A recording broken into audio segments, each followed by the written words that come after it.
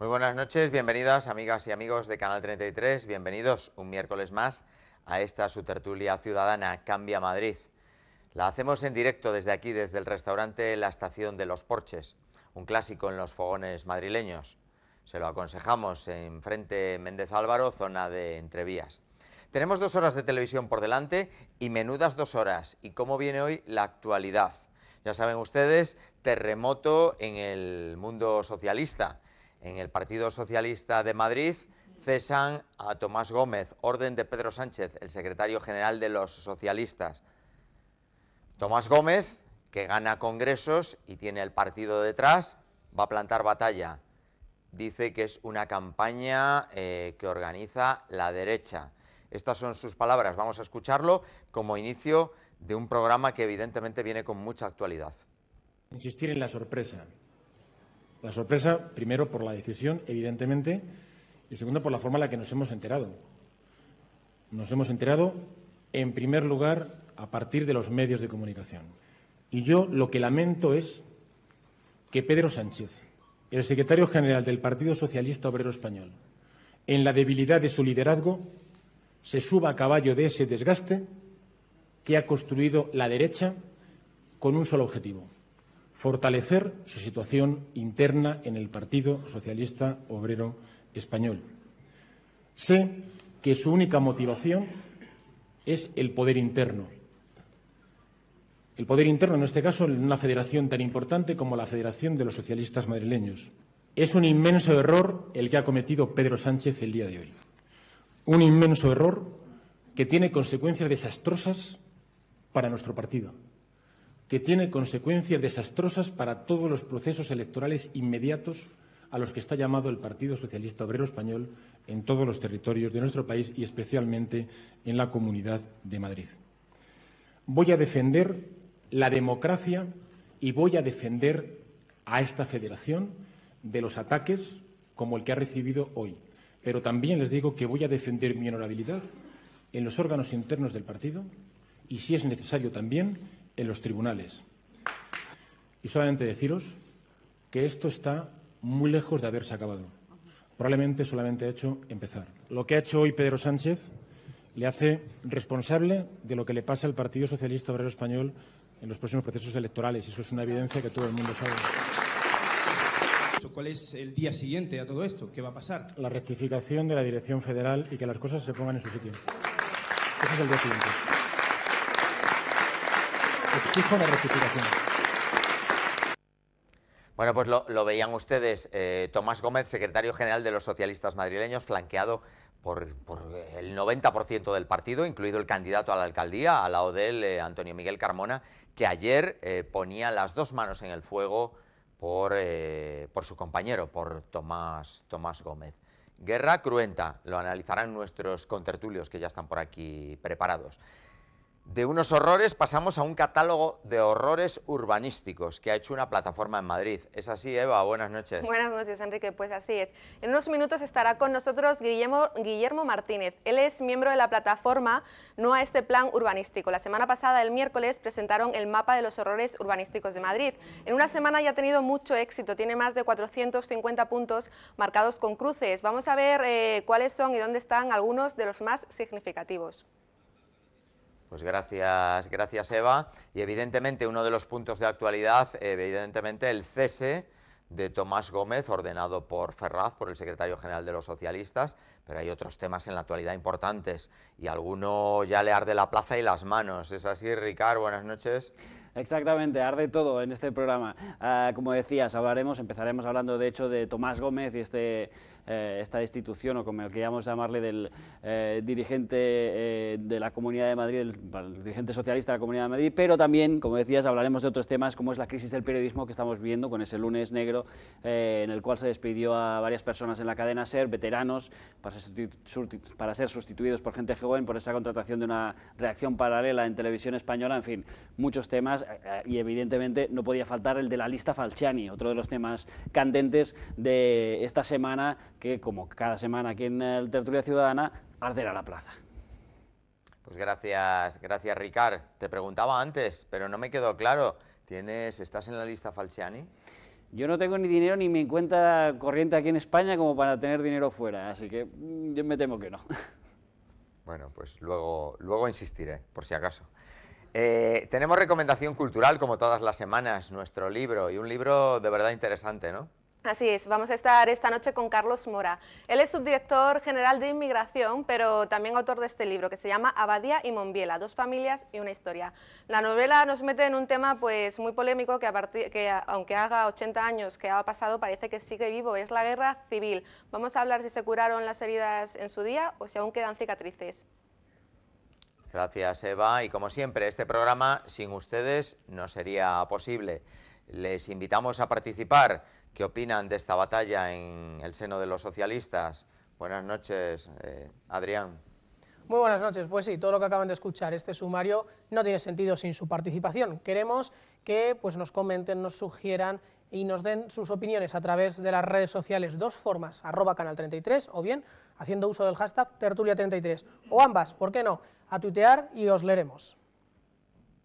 Pues vamos a empezar de inmediato con ese catálogo, esa aplicación para descubrir todo un amplísimo catálogo de horrores urbanísticos en Madrid, en nada, en 0,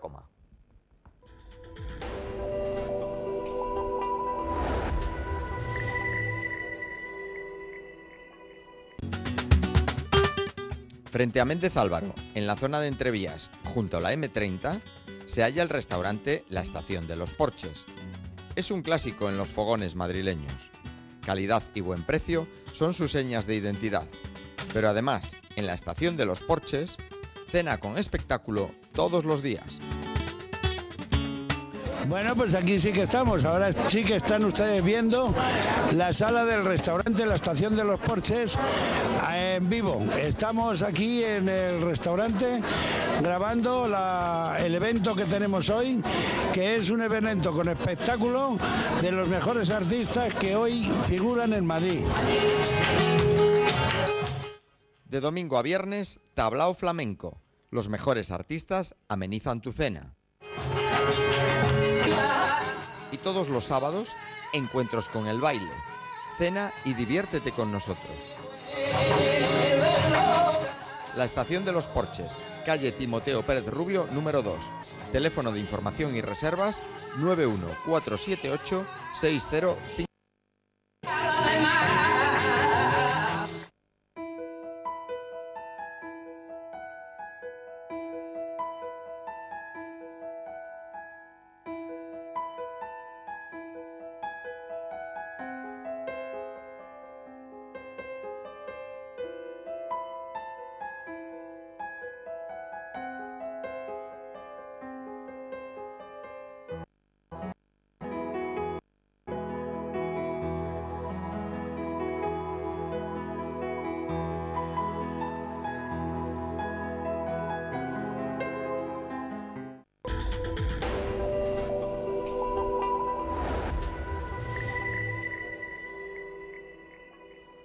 Bueno, ya estamos de vuelta, le he hecho una breve pausa y así ha sido. Estamos, como les he comentado, con Guillermo Martínez. Él es miembro de la plataforma No a este plan urbanístico. Guillermo, buenas noches. Hola, buenas noches. Gracias por estar con nosotros. Gracias a vosotros por invitarme. Presentasteis la semana pasada, el miércoles, si no creo mal, el mapa de los horrores de Madrid en el Ateneo. Bueno, antes de entrar a él, como he dicho, sois miembros de la plataforma No a este plan urbanístico. ¿Cómo surge esta plataforma?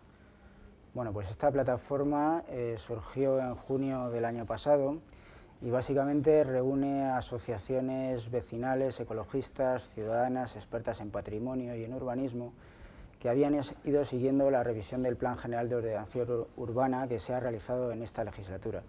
Digamos que toda esa oposición se aglutinó, digamos, al analizar la fase de avance del Plan General y viendo que realmente lo que se quería aprobar en la legislatura, aunque al final no le ha dado tiempo al Partido Popular, era, digamos, catastrófico, cercenaba completamente el futuro de la ciudad. Eso es lo que hizo reunirse a tanta gente y conseguir un consenso tan amplio para oponerse al plan.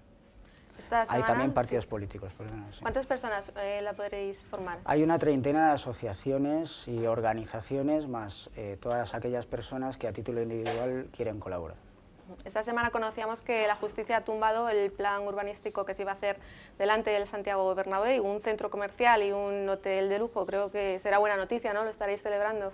Sí, es una excelente noticia. Además lo ha conseguido Ecologistas en Acción, que es una de las organizaciones que colaboran con nosotros en la plataforma. Otra buena noticia que hemos recibido esta semana es que también los vecinos, la plataforma en defensa de la finca de Torrearias, han conseguido una paralización temporal de los derribos de edificios históricos que quería hacer el ayuntamiento. Eso es una buena noticia también. Y de una buena, entiendo que esta será una mala para vosotros, la de la operación Chamartín, que se anunciaba la semana pasada, si no me equivoco, después de 25 años metida en un cajón y precisamente en época electoral. No sé si veis oportuna esta operación.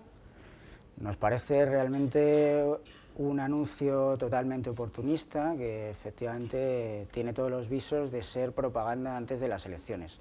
En cualquier caso, la operación Chamartín, digamos que es un pelotazo urbanístico, en este caso promovido por la administración pública también en colaboración público-privada, y a nosotros realmente nos parece un sinsentido meter toda esa edificabilidad de oficinas.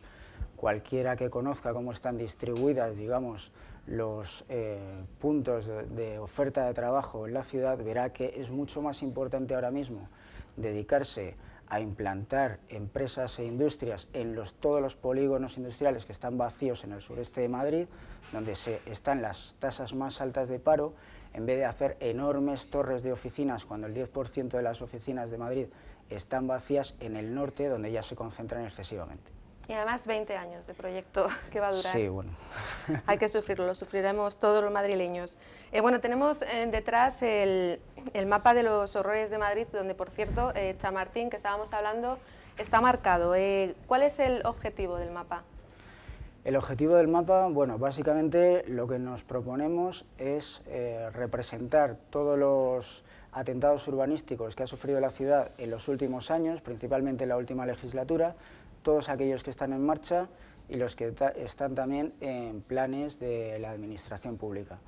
Como veis, esto solo es un comienzo. En realidad, la cantidad de horrores que se pueden encontrar en Madrid es inmensa. Entonces, el mapa de los horrores es un proyecto participativo. No lo puede llevar a cabo un grupo amplio de colaboradores, ni siquiera como se pueden encontrar en la plataforma, sino que realmente tenemos que reunir el conocimiento disperso que está ahora mismo en los barrios, porque todo el mundo más o menos conoce qué es lo que pasa en su barrio, por dónde se mueve, reunirlo para realmente poder hacer un diagnóstico amplio de cuáles son los problemas de la ciudad, y aparte para divulgar también y que todo el mundo pueda conocer qué es lo que pasa en su barrio, en su zona, cuáles son las luchas y por qué se lucha.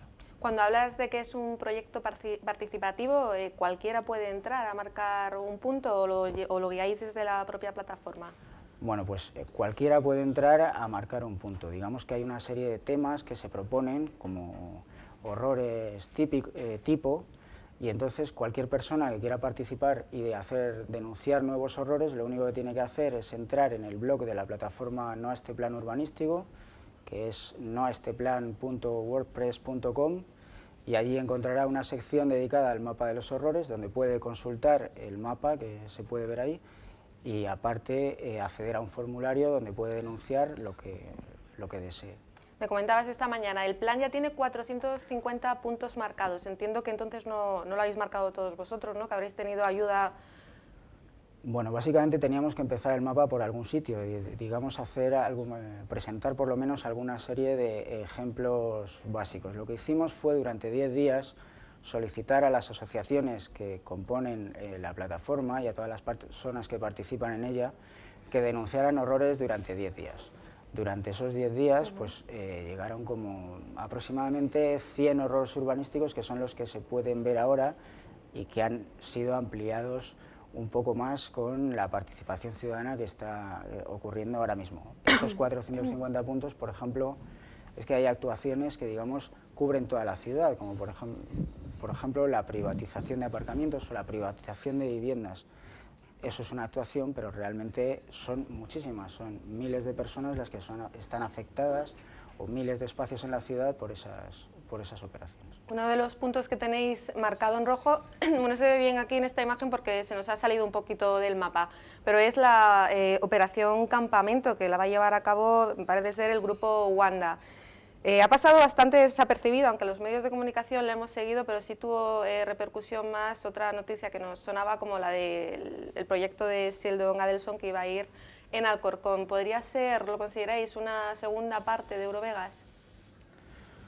Bueno, es una segunda parte de Eurovegas y también porque hay que recordar que cada vez que un empresario quiere hacer un proyecto de este tipo, lo primero que le exige al gobierno son beneficios. Sheldon Adelson exigía la modificación de leyes, lo primero que ha pedido Wang Jianlin es prácticamente que le rebajen un 50% el precio de los terrenos. Es decir, realmente para acoger esas inversiones nosotros siempre tenemos que perdemos el patrimonio público porque lo regalamos y en realidad en todos estos proyectos que hay en la Operación Campamento, digamos que se ha creado hace poco además una plataforma en contra de la Operación Campamento que no solo recoge a la gente del distrito de Latina, sino que además hay gente de Alcorcón, Villaviciosa de Odón, que estaban también, digamos, en contra de la operación del Eurovegas.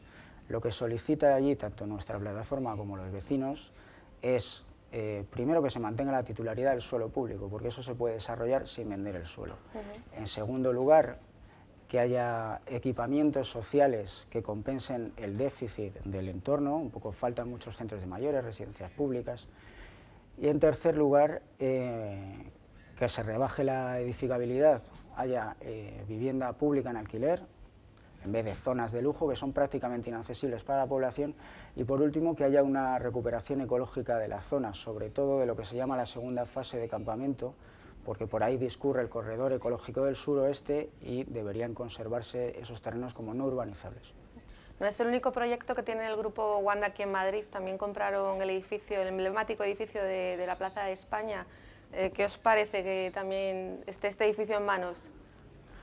Bueno, el edificio de la Plaza de España, digamos que ya fue un atentado urbanístico cuando se construyó, precisamente porque creo que se iba a hacer un edificio simplemente con una altura de 40 metros y se pegó un pelotazo tal que se hizo de 140.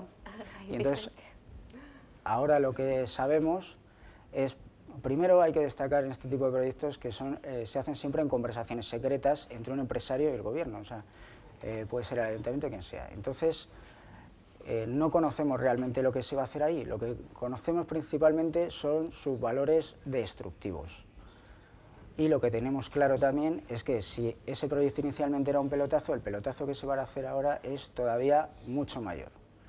Hay que tener en cuenta además que esa operación viene ligada también a la reforma de la Plaza de España. La reforma de la Plaza de España es un espacio público que se va a ceder a los edificios privados que hay alrededor, a todo este tipo de operaciones. Además, digamos que se va a ampliar el aparcamiento, que es completamente contradictorio con lo que se suele defender, que es que no entren más coches al centro, y aparte, digamos que con la ampliación del aparcamiento se va a dejar, digamos, pelada de árboles lo que es el espacio público que realmente utilizan los ciudadanos. O sea, probablemente el hotel de lujo será poco utilizado por el común de los madrileños, pero la plaza sí, la plaza se va a quedar totalmente pelada, no van a dejar nada. Pero este edificio llevaba en desuso, no sé si 7 o casi 10 años, ¿no consideráis que está mejor en manos de un empresario que pueda revivirlo?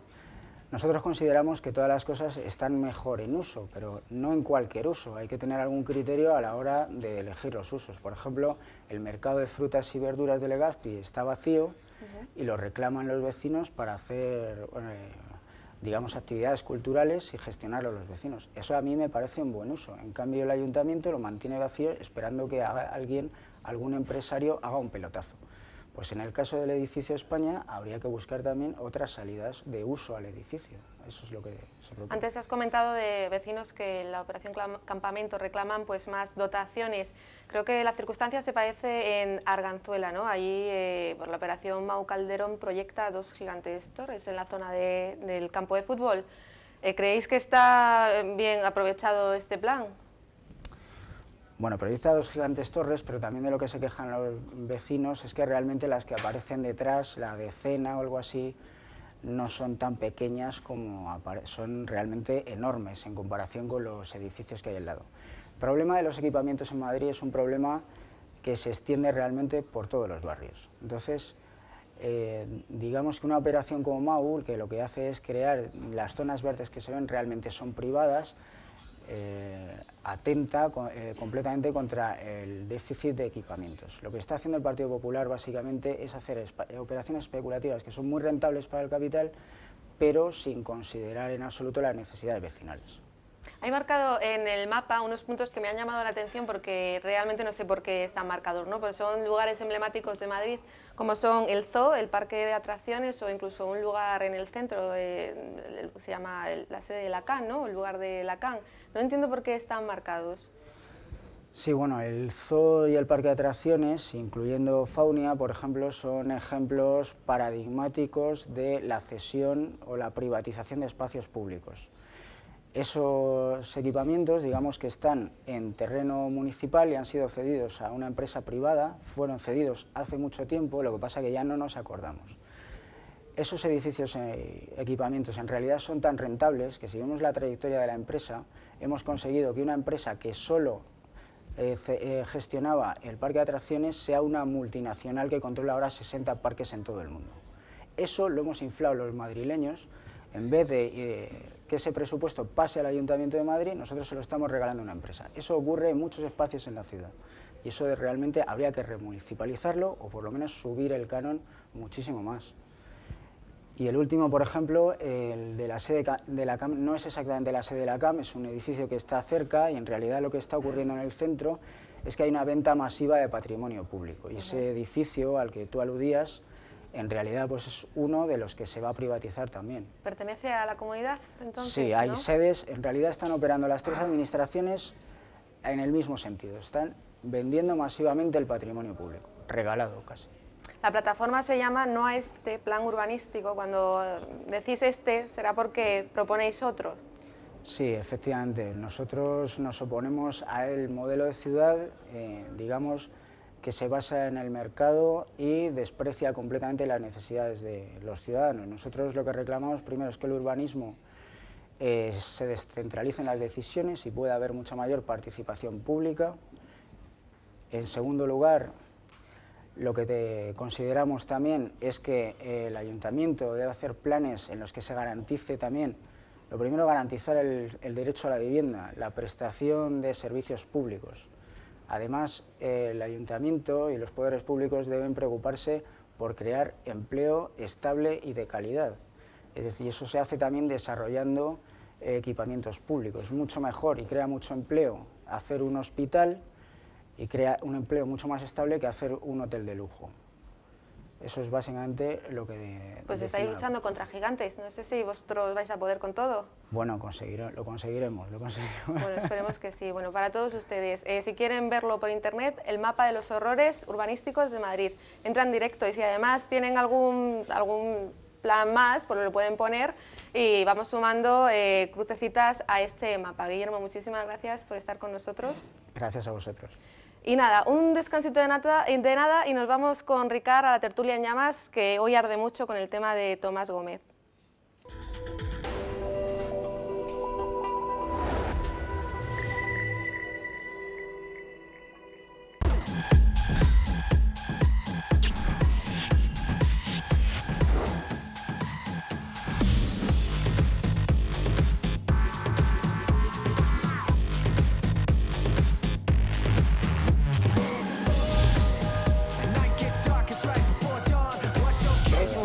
Para nosotros estar aquí, lo sabes. Yo he venido aquí siempre porque es un sitio donde se está a gusto. Es un programa estupendo. Tu programa es uno de los mejores, no en España, en Europa.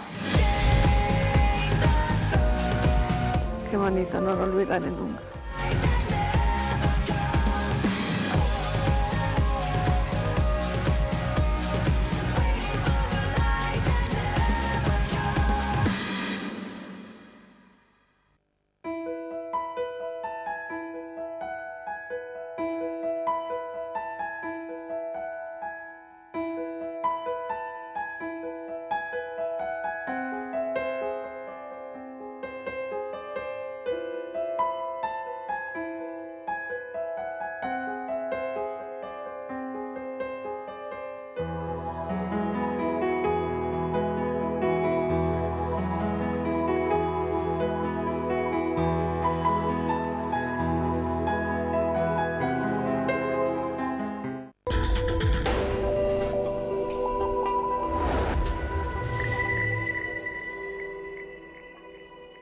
pues con la de cosas que teníamos que comentar y no os quiero contar de qué estábamos hablando antes de empezar.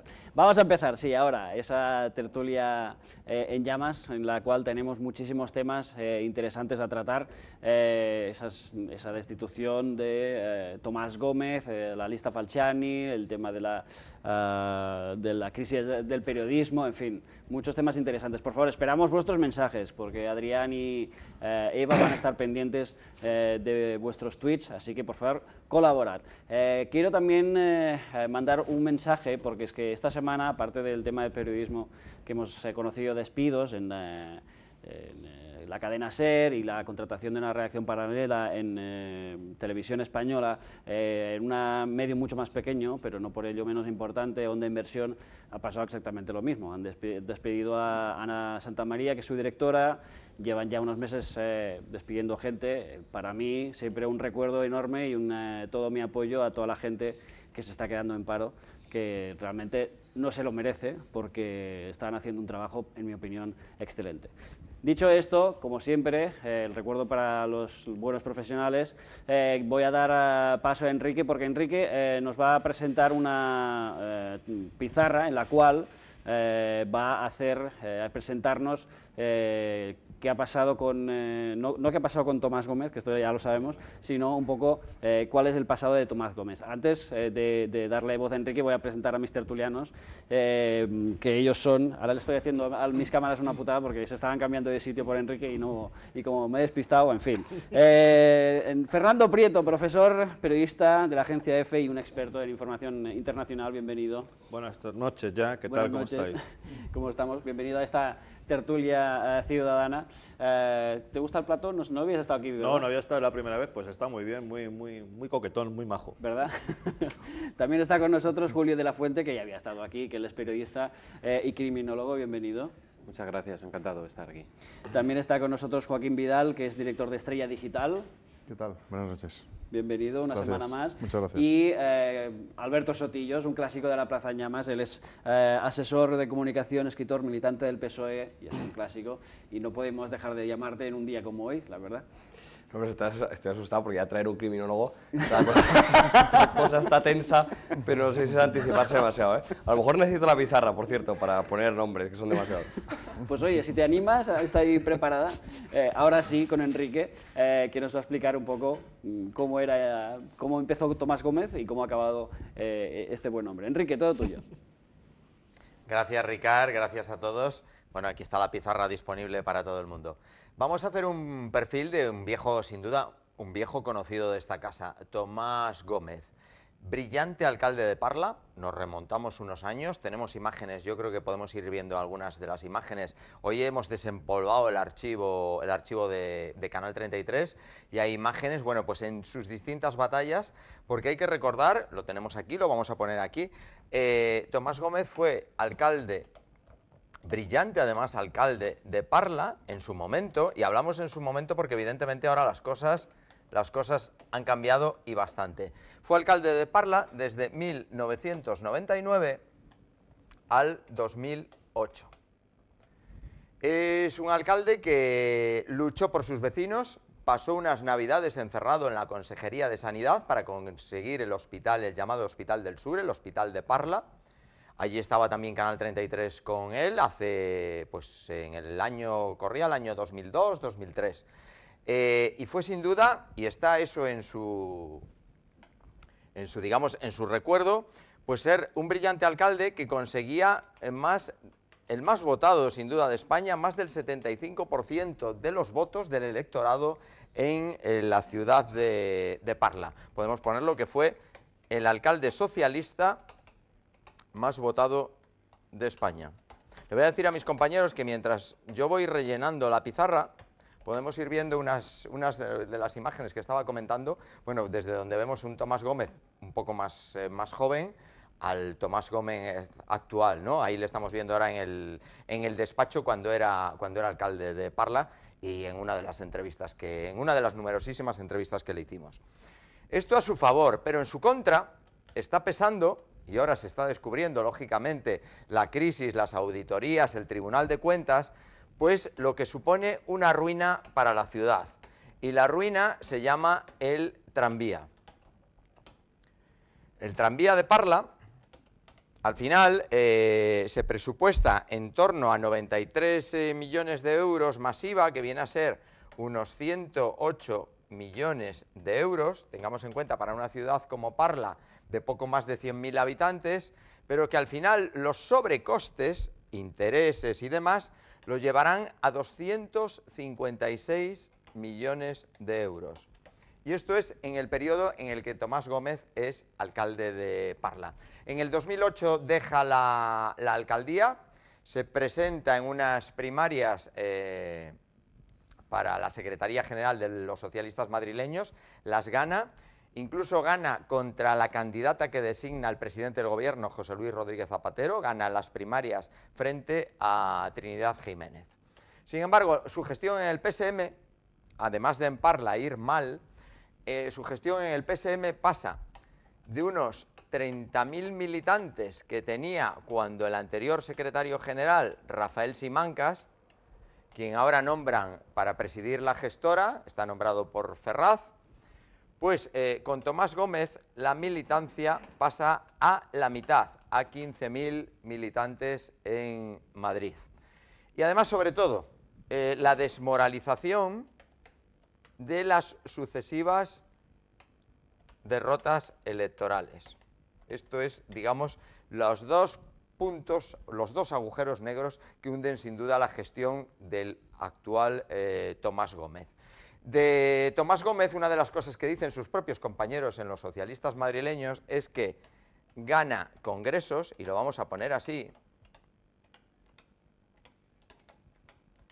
pero pierde elecciones. Gana congresos dentro del Partido Socialista Madrileño, que maneja totalmente con mano de hierro, pero pierde las elecciones frente a un PP cada vez más desgastado y con muchísimos años en el poder. Como vemos, Tomás Gómez, alcalde de Parla, actual secretario general de los socialistas madrileños, va a dar la batalla.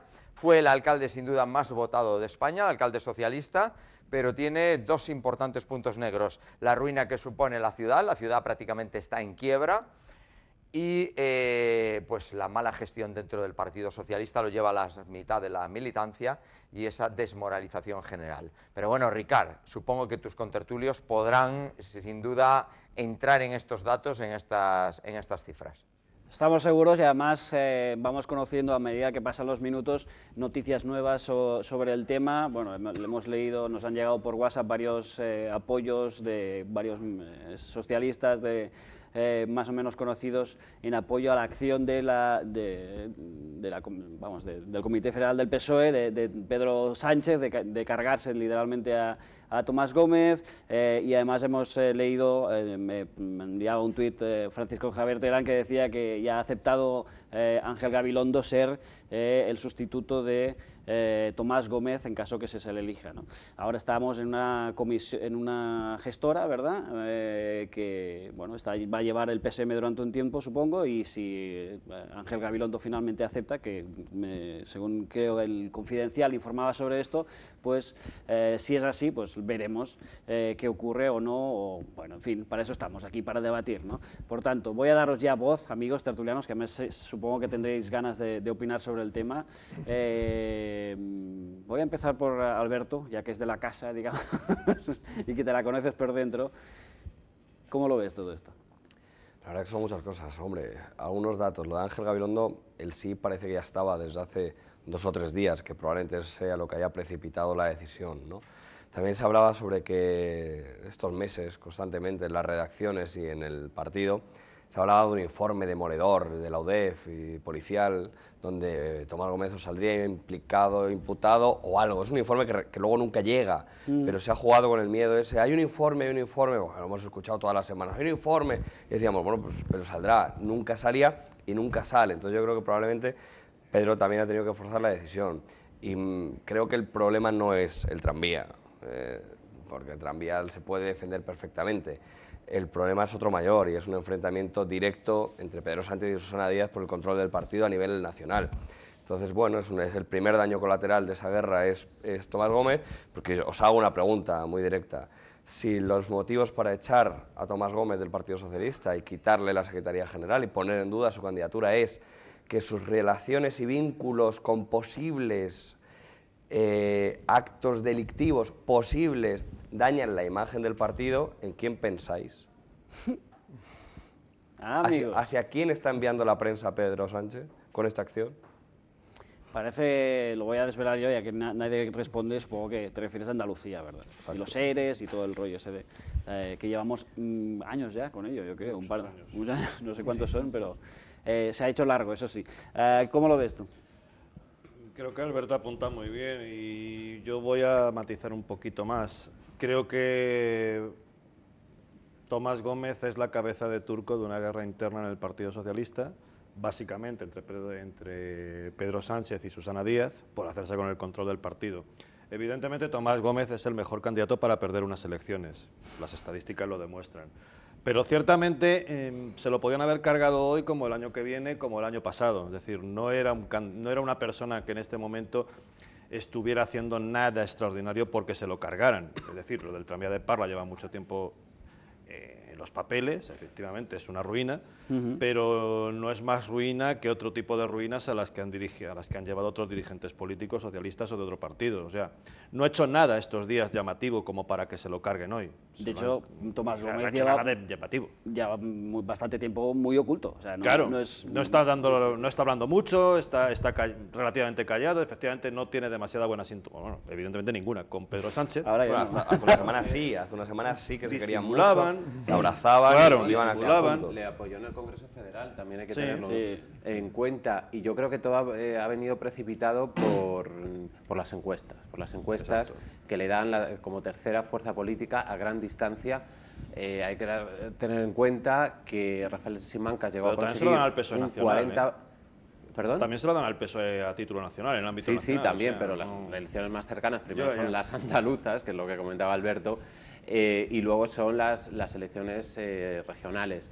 Entonces entiendo que Pedro Sánchez quiere tener un candidato firme y Gabilondo, a mi juicio, sí lo es. De hecho, es verdad que hace unos días, hace un tiempo, sí que tentaron a Gabilondo, incluso meses antes, pero que me corrija Alberto si me equivoco, pero él dijo que no quería primarias de ningún tipo, que él no quería enfrentarse al aparato, sino quería ser un candidato tranquilo, que llegara como profesor, como profesional y apoyado por el partido, y hasta entonces, pues con toda la refriega que está habiendo en el PSOE, no lo había conseguido. Así, o sea, dicho así parece muy bien, pero básicamente lo que quería Gabilondo es ser elegido a dedo, ¿no? Porque ni más ni menos, está más claro que por supuesto, no quería medirse en batallas internas, porque es un hombre que yo entiendo que ya no está para Gabilondo es un aparachic.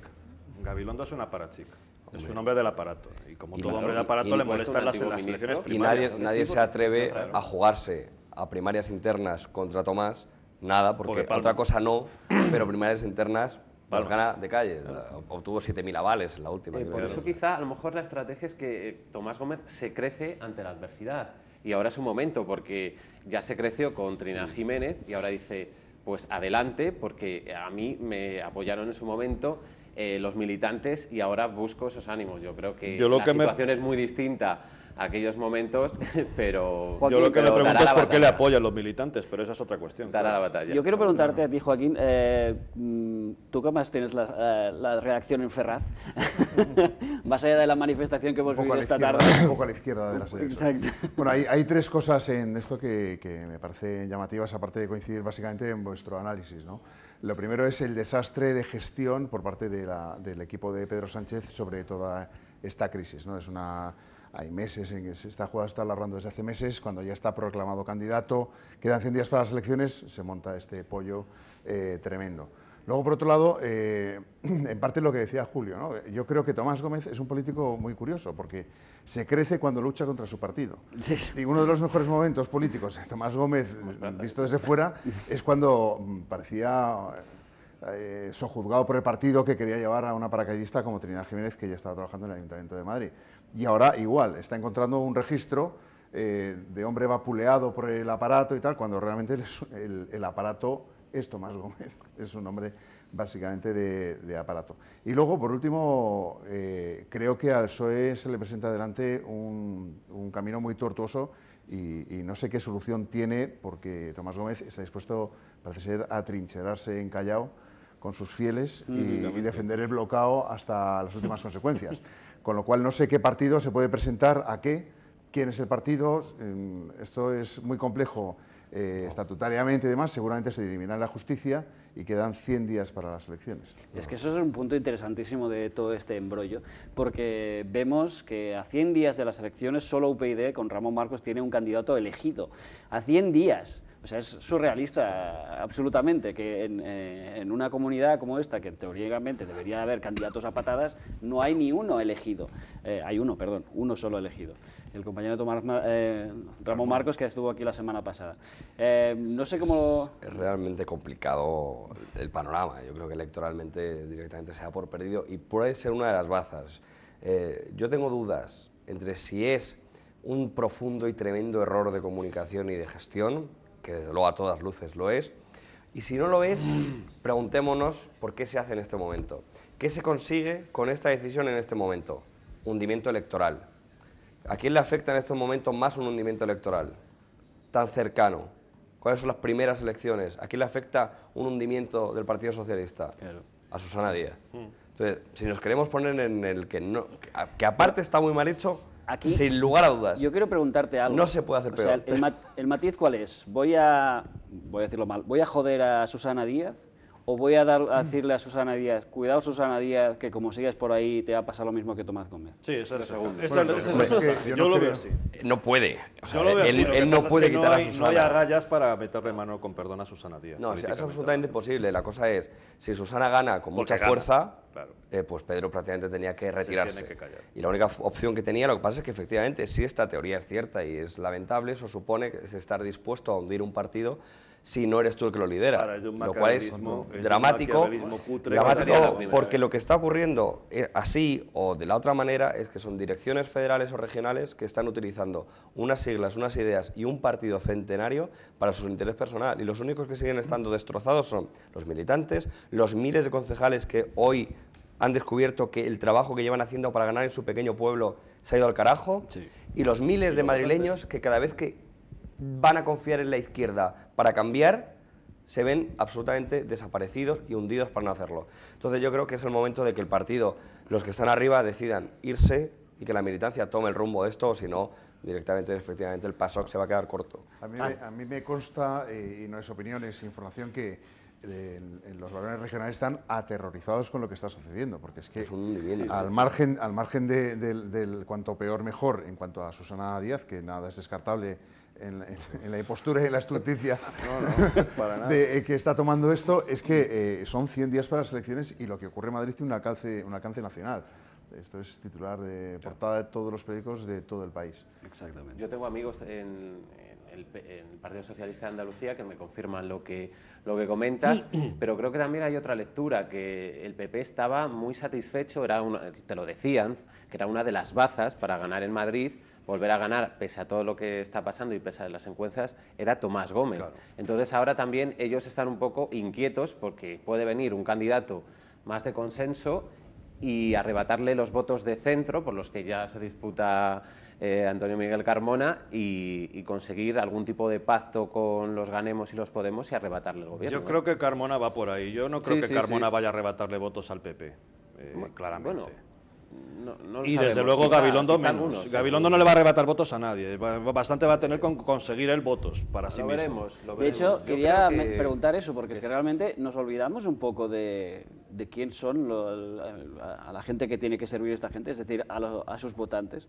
A sus ciudadanos. Y todas estas maniobras políticas de destituir a Tomás Gómez, de enrocarse por parte de Tomás Gómez, de hacer lo que hace Susana Díaz, no va en perjuicio, no es un suicidio a la hora de ir a unas elecciones, porque todo el mundo lo ve, es que lo estamos viendo todos. Si las encuestas le dan un 20% y otro candidato le puede dar un poco más, a lo mejor no es tanto el suicidio. Yo veo que un candidato como Gabilondo puede conseguir más votos que Tomás Gómez, tampoco es tan difícil. No, quiero decir, pero gustándote más o menos Gabilondo... Es que estamos hablando de encuestas. Si tú haces una encuesta y preguntas, ¿qué candidato le gusta más? Probablemente te digan Gabilondo.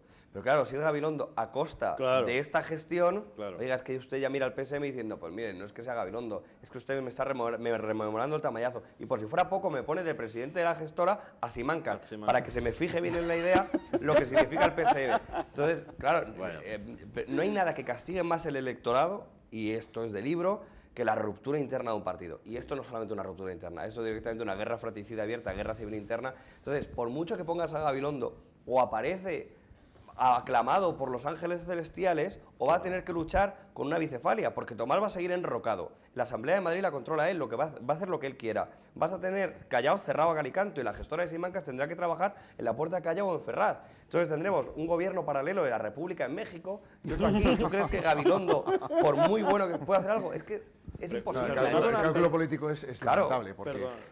Perdona, nada. Una pregunta, y casi es una pregunta porque lo desconozco estatutariamente, eso quizá tú, Alberto, lo sabes mucho mejor que nosotros. ¿Se le puede quitar a Tomás Gómez de su cargo de dirección en el PSM? Ya lo han hecho. De facto sí. De facto, pero de jure... No. De hecho, vale. De hecho, o sea, que se puede atrincherar con todo el derecho del mundo. Con todo el derecho. Y tiene, quiero decir, tiene hasta las llaves de Callao, físicamente. Estupendo. O sea que... Estupendo. No, y orgánicamente, además, yo creo que controla con mano de hierro. Sí, claro. Bueno, los secretarios generales más importantes están en un silencio, supongo que cauto, pero lo cierto es que, hombre, el control interno del partido hasta ahora sí. Por eso sorprende que las explicaciones de Pedro Sánchez sean, te quitamos porque hay inestabilidad interna. Pues oiga, no, estabilidad interna justamente no. Más bien hay otros momentos, estabilidad interna. Hemos conocido otros momentos peores. A mí lo que me llama la atención y que me disgusta por parte de Tomás Gómez es que haya fijado a los medios de comunicación, no lo ha dicho explícitamente, pero los que trabajamos en prensa local lo sabemos, ha citado pues, a cooperadores necesarios de una supuesta conspiración propulsada por el Partido Popular en connivencia con algunos medios de comunicación como detonante de lo que ha pasado. A mí me disgusta mucho porque es el halo presidenta, el halo ESPE que veíamos y su filosofía no me gusta nada. Y no me gusta cómo están tratando algunos medios, desde el Partido Socialista de Madrid, los que trabajamos, y tú lo conocerás bien, no es plato de buen gusto Tomás Gómez, es odiado por mucha prensa. No, mantiene una actitud francamente hostil con todos los medios que informan, ¿no? Aquí yo creo que hay un momento clave, que es cuando la policía levanta la operación Púnica. Claro, es que detienen a su amigo y sucesor, y detienen a mucha gente muy cercana a él, ¿no? Entonces, no hay ninguna conspiración, hay una operación policial en marcha y punto y final. ¿Y por qué no aprovecharon ese momento de la Púnica, lo hablábamos hoy en las redacciones, para cargárselo? Ese era el momento, desde luego. Hubiera sido lo más eficaz, ¿no? Aquí mismo también, antes de empezar el programa, estábamos debatiendo con Eva, y creo que con Adrián también, por qué elegido el momento que se ha elegido hoy, ¿no? Porque dices que no estaba pasando nada especialmente interesante en el Partido Socialista madrileño, que estaba la tensión totalmente baja, y de repente se sacan esto de la chistera a 100 días de las elecciones y piensas... Ayer hubo una escena, no del sofá, sino de... Exacto, en un desayuno previo, el día anterior. El día anterior, el desayuno, sí, hubo una escena un ambiente horroroso, por cierto. Yo lo he oído en alguna tertulia en la radio. Yo estuve y... muy malo, sí, claro, fue dramático aquello. Fue dramático. Cuando se producen situaciones inesperadas hay que buscar qué factores han cambiado. Y el único factor que ha cambiado desde la Púnica hasta ahora son elecciones anticipadas en Andalucía. Luego, si hay que buscar una explicación, tiene que ser en ese sentido. También, desde luego, la mala gestión de todo. Pero sobre todo esto, si me permites un apunte sobre lo de la comunicación y el periodismo, aparte que evidentemente el trato de Tomás, yo creo que llevaba sin dar una entrevista 1 año, 6 meses, yo creo que llevo intentando gestionar una para vosotros 2 años y ahí está pendiente, y eso es dramático para alguien que vive de comunicar políticamente, todos lo hemos sufrido, pero lo cierto es que evidentemente la decisión, el momento y la gestión de esta crisis por parte de Pedro Sánchez y Ferraz es lamentable. O sea, le justifica a Tomás para hacer casi cualquier cosa. Pero es que se ha puesto al nivel Tomás, porque si Tomás las declaraciones que escuchamos, es decirle a su secretario general nacional, que está a caballo de la prensa de la derecha, poco más le viene a decir que está haciendo el juego a la derecha. Oiga, si tú dices que tu secretario general nacional le está haciendo el juego a la derecha, pues a lo mejor tienes que dimitir e irte de ese partido, porque le estás acusando de ser parte de la derecha conspirativa que te ataca. Entonces, ¿por qué sigues? ¿Por qué mantienes las llaves de Callao? Es lo que no entiendo. Los dos son dramáticos. Entonces, si uno de los dos hubiera reaccionado con normalidad política y tuviera un asesor al lado que le dijera a lo mejor un tranquimacín a tiempo nos soluciona esto y ganamos. Pero los dos se han puesto en el mismo plano que les destruye. Entonces, pues oiga, pues no, claro, y si encima tienes a la prensa que te tiene un cariño a por Pero el cariño te lo has currado, te lo has No, el cariño es un esfuerzo personal. La prensa... Se enteró por la prensa, algo bueno hicimos, porque Maru Menéndez dijo que se enteró por la prensa. Pero ¿y por qué no fue Tomás Gómez a la reunión que estaba prevista por la mañana? Pues porque probablemente, y por lo que he leído también en las redes sociales, por la razón más clara es que le iban a pedir que se fuera. Claro, y lógicamente ante eso ha dicho, pues es que me atrinchero y ya me destituirás tú y vas a quedar mal tú. Así que, y de hecho han quedado mal todos, porque este embrollo, o sea, lo que peor ha salido ha sido la marca PSOE, que se ha hundido aún más, que si ya tenía una historia de autodestrucción bastante importante, han dado un paso más, es un capítulo más en la historia de la autodestrucción del PSOE. El PSOE recuerda mucho a la UCD, a la última UCD.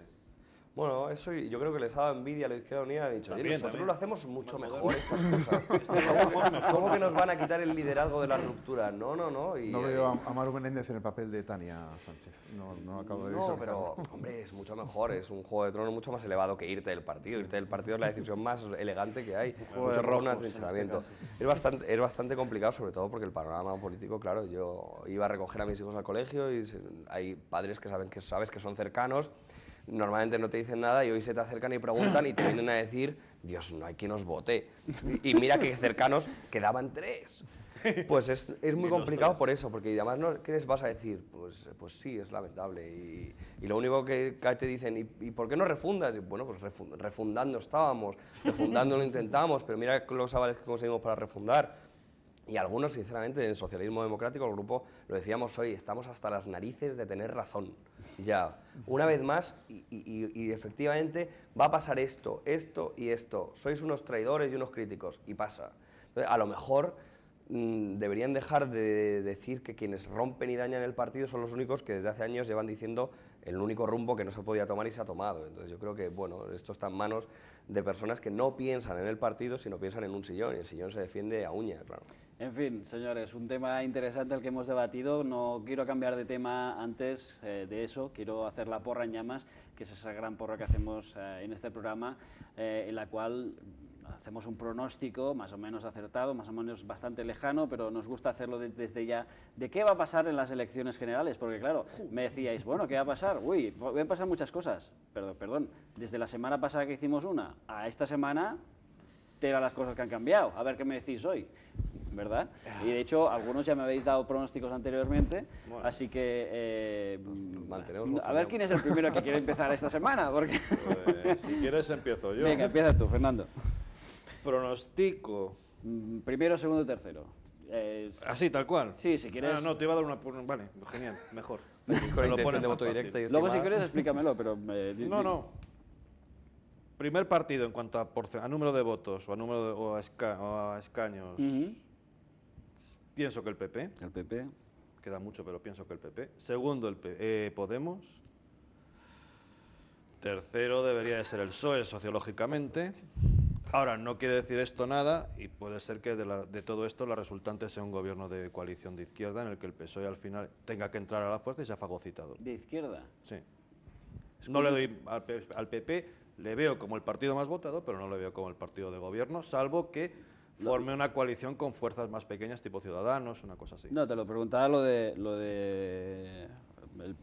no veo la gran coalición, vamos. Exacto. No la gran coalición PP-PSOE no la veo. Igual me equivoco, yo en política nacional soy un lerdo, pero no la veo. En fin, Joaquín. Bueno, yo como soy una persona de principios, ya dije aquí una apuesta, pues la voy a cambiar. Voy a mantener básicamente lo mismo, lo que pasa es que con algún matiz. Yo sigo pensando que ganará el Partido Socialista con el liderazgo de Susana Díaz. Segundo será el PP y tercero será Podemos. Alberto. Pues Vox, Ciudadanos... No, es que yo veo casi cada vez más la gran coalición.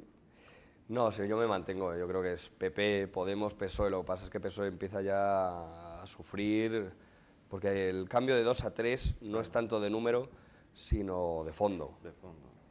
Claro. Yo voy a mantener la apuesta que hice en diciembre, también con algún matiz, porque tal y como está distribuido el sistema electoral español, es verdad lo que apuntabas tú antes, es decir, puedes tener más votos y menos escaños. Y tal y como está articulado, que son las regiones más pequeñas, las que porcentualmente tienen más escaños, yo creo que va a ganar el Partido Popular, va a quedar segundo el PSOE, segundo en escaños, ojo, y el tercero Podemos. Pues unos pronósticos muy interesantes. Además, me gustará consultarlos a lo largo de los meses, todo esto. Aterradores incluso. ¿Verdad? Sean los que sean.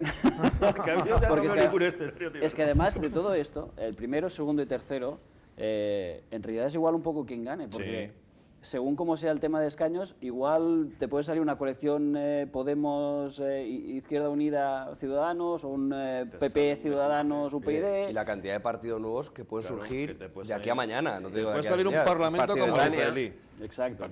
Falta la unidad popular. Falta la unidad popular de izquierdas de los partidos disueltos de la izquierda, por ejemplo. Entonces, esas cosas faltan todavía por crear. Todo llegará, amigos. En fin, vamos a cambiar de tema. Tenemos ya preparado a nuestro compañero Adrián para que nos hable de la crisis del periodismo, la cual, como decíamos antes, es el lunes negro que hemos sufrido, que ha habido despidos en la cadena SER de gente veterana, que se ha contratado a gente en televisión española para crear una redacción paralela. Lógicamente no lo han vendido así, pero ha sido así el tema. Y muchas empresas que han cerrado, antes hemos mencionado Onda Inversión. Pues eso, Adrián, todo tuyo, cuéntanos. Pues efectivamente, el lunes negro de esta semana que vivíamos con Cadena SER, pero es que esto ya trae cola porque el periodismo es una de las profesiones que más ha castigado la crisis, junto, por ejemplo, la construcción, y son decenas de medios los que han tenido que cerrar por sus pocas inversiones publicitarias, por ventas, incluso también por audiencias, y también se han realizado muchísimos EREs, algunos de ellos, ojo, reales, pero es que otros encubiertos. En prensa podemos citar al País, ABC, El Mundo, como los más afectados, en emisoras, Telemadrid, COPE, o la cadena SER, como recordaba Ricard este lunes, ¿no?, que han echado a muchos periodistas veteranos para sustituirlos por otros más jóvenes. La redacción paralela también de Televisión Española. Fíjense en un dato que les doy, desde 2008 y solo en Madrid, la Asociación de Prensa de Madrid ha dicho que 5.000 periodistas han sido despedidos, solo en Madrid, reincido. Vamos a debatir cómo está la profesión, la situación, y también, Ricard, si me permites, lanzo una pregunta. Si nos están viendo estudiantes de periodismo, ¿qué mensaje les lanza la plaza para ellos? Exacto, muy buena pregunta de Adrián, gracias por tu explicación, porque además lo que preguntabas, los estudiantes, ¿cómo lo ven? También es importante, lo estarán vigilando en las redes tanto Adrián como Eva Díaz, el tema de los tweets. Así que vosotros, amigos tertulianos, ¿qué opináis de todo esto? La crisis del periodismo. A Alberto no le toca tanto, pero bueno, de hecho habías trabajado en una revista, ¿verdad? No me acuerdo cómo se llama. Sí, nos toca bueno, en fin, y pues eso, somos periodistas, el periodismo toca la democracia, pero con nosotros que somos del medio, ¿cómo lo veis? Joaquín, por ejemplo. Bueno, como bien ha dicho Adrián, la crisis es profunda y es antigua, ¿no? Ahora lo que estamos viendo, yo creo, es casi lo más vistoso de la crisis, ¿no? La creación de una redacción paralela. Una compañera de Televisión Española, con cargo además, me decía... Estábamos ayer en un acto y me decía, no debía haber venido porque seguramente llegue a televisión y no tenga sitio donde sentarme. Y era verdad, porque es que no hay sitios ni ordenadores suficientes para los que hay y se está quedando en la redacción. Yo creo que la peor crisis, aunque sea muy llamativo lo que ocurre en Televisión Española o en la SER, y mi solidaridad con los compañeros, faltaba más, se está viviendo más en medios medianos y pequeños. Hay despidos por causas económicas y hay despidos por causas ideológicas encubiertos por el tema económico. Y ha sido terrible la siega entre compañeros estos años y muchos lo han sufrido como las hemorroides en silencio, pero aunque parezca mentira siendo periodistas, y solamente se conocen grandes casos, ¿no? Pero tú hablabas antes de otra radio donde también ha sucedido algo parecido, y bueno, me parece lamentable porque atenta directamente contra la libertad de expresión. La dignidad del periodista y de sus condiciones laborales y su seguridad en el trabajo está directamente relacionada con la libertad de expresión. ¿Cómo lo veis vosotros? A mí me disgusta mucho sobre todo el mensaje que han lanzado el Grupo Prisa. Es decir, despedimos a una docena de periodistas porque tienen más de 50 años y los costes laborales que implican para la empresa son superiores a contratar a chavales por 800 euros de 20 años. Es un mensaje lamentable para la profesión porque te viene a decir que si eres mayor te van a echar porque no eres productivo para ellos, a pesar de todo el bagaje y de toda la experiencia que tienen.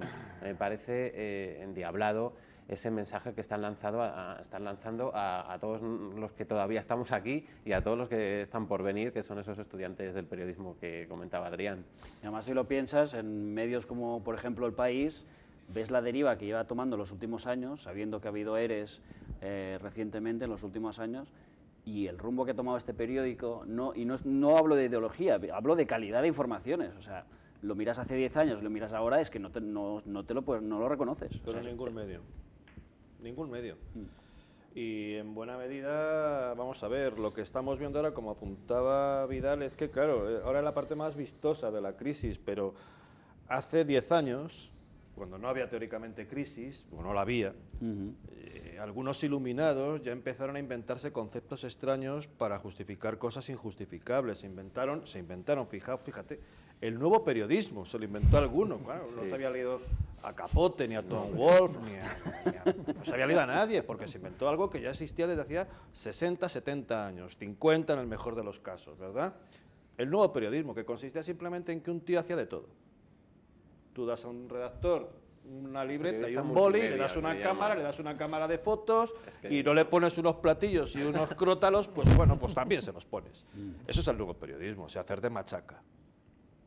De hecho, déjame ponerte un ejemplo breve que aquí en Madrid y en el resto de España no se conoció, pero en Barcelona había cuando yo estaba en la universidad, una cadena de televisión llamada City TV, hoy se llama Buit TV, que es donde es del grupo Godó, y se inventaron el periodista total, con el cual que iba con una cámara de las grandes, con una cámara de las pequeñas, y aparte él tenía que editar, escribir y hacerlo todo. Que era el periodista maravilloso. Claro, a mí me lo dijeron, me lo presentaron en un seminario estos de la universidad, porque la que daba el seminario era periodista de esta cadena, y pensabas, pero esto no es un poco una mierda, porque tienes que hacer 10.000 cosas más y ninguna sale bien. Y te pagan bastante mal, además. O sea, tampoco es que tuviera un super sueldo de televisión.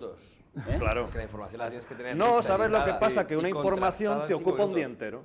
Claro, tienes que editar vídeo, hacer la crónica, escribir por internet, retuitearlo y no sé qué más. Aquí hay un problema que coincido 100% con vosotros. Hay un problema evidente de condiciones laborales y de explotación, y luego hay otro, y es que a ver, los periodistas tenemos que informar de lo que sucede y a veces de cosas desagradables. Y no es lo mismo un periodista con un trabajo asentado y con una nómina digna en la cuenta corriente, enfrentándose a un banquero, a un ministro, a un secretario general de partido o a quien sea, que una persona en precario. Entonces, el que llega cargado con una cámara y demás está en precario porque está humillado al llegar. Ya está humillado. Entonces, no hay nada que hacer. Y más autohumillado porque, hombre, lo que no es, por lo menos en el mundo anglosajón, no sería, vamos, imaginable, es que tú vayas a una rueda de prensa y el tipo que va a dar la rueda de prensa aparezca en un plasma. O sea, ¿os imagináis a Obama apareciendo por un plasma? La prensa se levanta y le deja la sala de prensa de la Casa Blanca vacía y al día siguiente Obama tiene que dimitir. Sorprendente porque... Aquí no se ha hecho jamás, pero ¿sabes por qué? Porque te llaman de la redacción y te dicen, no, aguanta ahí como un campeón. No solo aguantas, sino quédate porque vamos a tener las imágenes. Claro. Vamos a tener las imágenes de la humillación colectiva. Pero yo creo, yo vengo de familia de periodistas y en política es igual. Además, y no hay nada que tenga mayor valor y mayor rentabilidad que un periodista veterano, porque tiene no solamente la capacidad de contratar, tiene agenda, tiene la capacidad de respuesta, conoce temas desde muy atrás. Pues claro, tú pones, oye, con todo el respeto para los becarios, que tienen que aprender, pero la clave es poner a un gran veterano con uno joven y que vayan aprendiendo de la mano, que cubran la información, que le apoye. Pero claro, si tú mandas a competir, digamos, contra Rubalcaba a un recién salido, pues claro, Rubalcaba tiene un bagaje, es imposible pillarle a Rubalcaba una contradicción. Y casi los periodistas más grandes con los políticos más complicados sufren. Bueno, pues lo que no puede ser y lo que nos está dañando la democracia también es que precisamente ponemos ante una clase política muy mala a periodistas incapaces de demostrar esa negatividad política. Entonces, claro, ¿cómo van a poner en evidencia a políticos pésimos, periodistas que no tienen las herramientas para ponerles en evidencia? Entonces, claro, acaba todo hundiéndose. Si tú desde tu televisión ves una información malísima, editada en 2 minutos, sin contrastar, que nos enfoca a un político que es malo, pero que parece bueno porque la información es mala, pues crees que es lo único que hay. Y claro, te abochornas cuando piensas en que es posible un periodista de raza poniendo contra las cuerdas a Obama en una rueda de prensa. Y dices, ¿y por qué España somos yo tan aquí no penosos? Lo he visto, vamos, no sé, insisto, yo mi tema no es nacional, pero, hombre, vaya, sigo la historia nacional como ciudadano y como periodista, pero yo no he visto todavía poner contra las cuerdas en una rueda de prensa de Consejo de Ministros a nadie, no ya del PP, no será fácil, ni del PSOE, a nadie, o sea, ni a Soraya, ni antes a Rubalcaba, y aparte, ni a porque las ruedas de prensa del Consejo de Ministros, quien da la voz, lógicamente, es en este caso Soraya, y Soraya ya no da la voz a determinados periodistas para que no le den, pues siempre da la vez. Los otros periodistas. Pero que protesten, permite. Claro, que levanten la mano y digan, ¿qué pasa? ¿Que no vas a dar bola? Puedo contar una anécdota. En el Consejo de Gobierno al que vamos casi todos los jueves, que Eva también va, los periodistas que mejores preguntas hacen pues son la gente más veterana, claro, entre ellos a Ernesto Estevez, que fue uno de los que han echado ahora con este ERE encubierto de la cadena SER. Exactamente. Además, fíjate. Es lo que decíamos antes, ¿no? Porque los demás no se atreven. Y además todos, yo creo que aquí todos somos grandes fans de la gente joven, que empieza con fuerza, con tal, que tiene mucha ilusión. Aquí tenemos un ejemplo clarísimo, que es Adrián, que es un tío con una calidad brutal, pero a ver, con todo respeto para él, no es lo mismo un periodista que acaba de empezar, que a pesar de que tiene mucha calidad, pues tiene 15, 20 años de experiencia, de contactos hechos ya, de polémicas vividas, de 1000 historias a sus espaldas que le hacen mejor periodista por la experiencia. Claro, yo voy a hacer un matiz, además, y lo digo no solo como periodista en ejercicio, sino como profesor de periodismo en ejercicio. O sea, conozco las dos facetas. El periodismo no se aprende en la universidad. No, claro que no. O sea, se aprende, es un oficio como el de fontanero. Se aprende pues apretando muchas tuercas y removiendo muchas tuberías. Entonces, claro, un periodista joven con buenos fundamentos, porque eso es fundamental, eso es clave, tener buenos fundamentos. Y eso no te lo enseñan tampoco, sino que eso también lo llevas tú un poco de innato, vamos a decir así. Puede ser buenísimo a medio plazo, después de haber visto a otra gente trabajar y haberse impregnado de esa forma de trabajar, pero por ciencia infusa no lo va a ser, ¿no? Ninguno lo hemos sido, o sea, todos hemos sido un petardo el primer día de trabajo. Es lo que decíamos, por ejemplo, ¿no? Que te cojan el teléfono. Efectivamente. No hablamos ya de políticos, grandes empresarios. Hay periodistas a los que sí les cogen el teléfono y otros no. A mí no me lo cogen, seguro. Claro, pero habrá gente que sí te lo coge. Claro. Y con la política es absolutamente clave. O sea, hay grandes políticos que cogen el teléfono a determinadas personas. Ya no quedan casi de esos. Entonces, claro, si tú tienes a becarios que no tienen esa confianza, por mucho que tengan el teléfono, no se lo van a coger. ¿Y qué pasa? Que su fuente de información es el jefe o la jefa de prensa, que a su vez es una jefa de prensa reconvertida, que son periodistas que en vez de facilitar y exponer al político, lo que hacen es frenar a la prensa. Entonces, los actuales jefes de prensa son tíos que paran a la prensa. Entonces, claro, ¿cómo vas a intentar conseguir contrastar una noticia o indagarla si el político no te coge el teléfono y el jefe de prensa lo que hace es separarte del político? Que en Estados Unidos tampoco pasa. Claro, no pasa, pero en España, y hablábamos de un caso muy local, muy cercano, jefes de prensa que separan a la prensa del político. Llega, pues se acabó. Pues yo no le trato. Después de 2 años de no hablar, y vuelvo al otro tema anterior y no quiero dar el nombre, te piden que por favor les invites a un desayuno informativo. Claro. Cosas sin sentido. Te decir, pues habla durante los 3 años que has tenido para hacerlo. En fin. Sobre todo de los veteranos y los jóvenes, la rentabilidad yo creo que además es absolutamente falso. Un periodista veterano es muy rentable. Yo recuerdo cuando, yo también he hecho información internacional como tú, cuando la guerra del Golfo, que hubo bajas entre los compañeros a Barullo, cuando tú veías la lista de los fallecidos en actos de servicio, periodistas, y casi todos eran extranjeros muy veteranos. Yo siempre, cuando he ido fuera, me he encontrado que era el más mayor de los españoles y el más joven de los extranjeros. Es así. Aquí quemamos con una velocidad brutal y sobre todo los jefes de prensa hemos bajado tanto el nivel que el jefe de prensa se ha convertido en una fuente. Sí, terrible, o sea, el señor que elabora el mensaje y lo empaqueta y le pone un lacito y lo coloca todo bonito en el escaparate, es nuestra fuente. Y es en el mejor de los casos. ¿Dónde estamos? El entorno de... Hay jefes de prensa que no cogen el teléfono ya, y se permite no coger el teléfono. Pero ¿en qué momento hemos permitido, en qué momento se permite una reacción? O sea, tú a un joven periodista no le puedes permitir una información que sea el entorno de Madina o el entorno de Soraya. ¿Qué es el entorno de? Yo he sido entorno de. Pero es si mi pero joven, no aporta si yo nada. no tengo un periodista, imagínate, Vidal, es un tío que tiene una agenda estupenda. Pues a Vidal le puedo decir, oye, llámate a este y a ver qué te cuenta. Y él te lo cuenta, pero a mí, imagínate, soy un becario, un chaval que lleva 1 año, 2 años trabajando, a mí no se me pone un tío de entonces se me pone el entorno del entorno. Y con eso mi jefe tira. Tira, porque lo importante es sacar rápido una noticia. Y sacamos la noticia y si sale con barba San Antonio. Por favor, retuiteala mucho porque lo importante es el clic. Ahí está. ¿La información la valora alguien? No, porque es un dramático. Yo lo siento por los que sois profundamente y esencialmente periodistas, que se os valora más el clic de la noticia que lo que pongáis en la noticia. Y yo hablo de un medio en el que eso la lo pagamos gente los se está lectores, dejando porque al final los leemos una cuernos mierda. También digo una cosa sobre los clics, ¿no? Yo que además prensa digital vivo del clic, ¿no? Es cierto que Miley Cyrus empezada en el porno es un éxito casi asegurado, ¿no? Pero también es verdad que el lector no es tonto, ¿eh? No, pero es que es así, ¿no? Puede ver eso y otra cosa también. Claro, por eso te digo que sí es cierto que ve eso, pero también es verdad que un asunto que hemos sacado esta semana sobre los ninis del Congreso, por cierto, Pedro Sánchez, uno de ellos, lo he leído esta semana. Ni muy pregunta ni nada de nada, Muy divertido. hasta que lo nombraron secretario general, tuvo 2 días de trabajo en el Congreso en 1 año. Bueno, pues esto ha sido leidísimo en el periódico. La gente discrimina bastante bien la información. Es información que es cara de hacer, porque eso requiere que un periodista se dedique 3 o 4 días a esto y no haga las 54 noticias diarias que dicen los community managers que necesitamos para cumplir el plan de publicaciones y tal. Bueno, pero es caro, pero bueno, hay que hacerlo.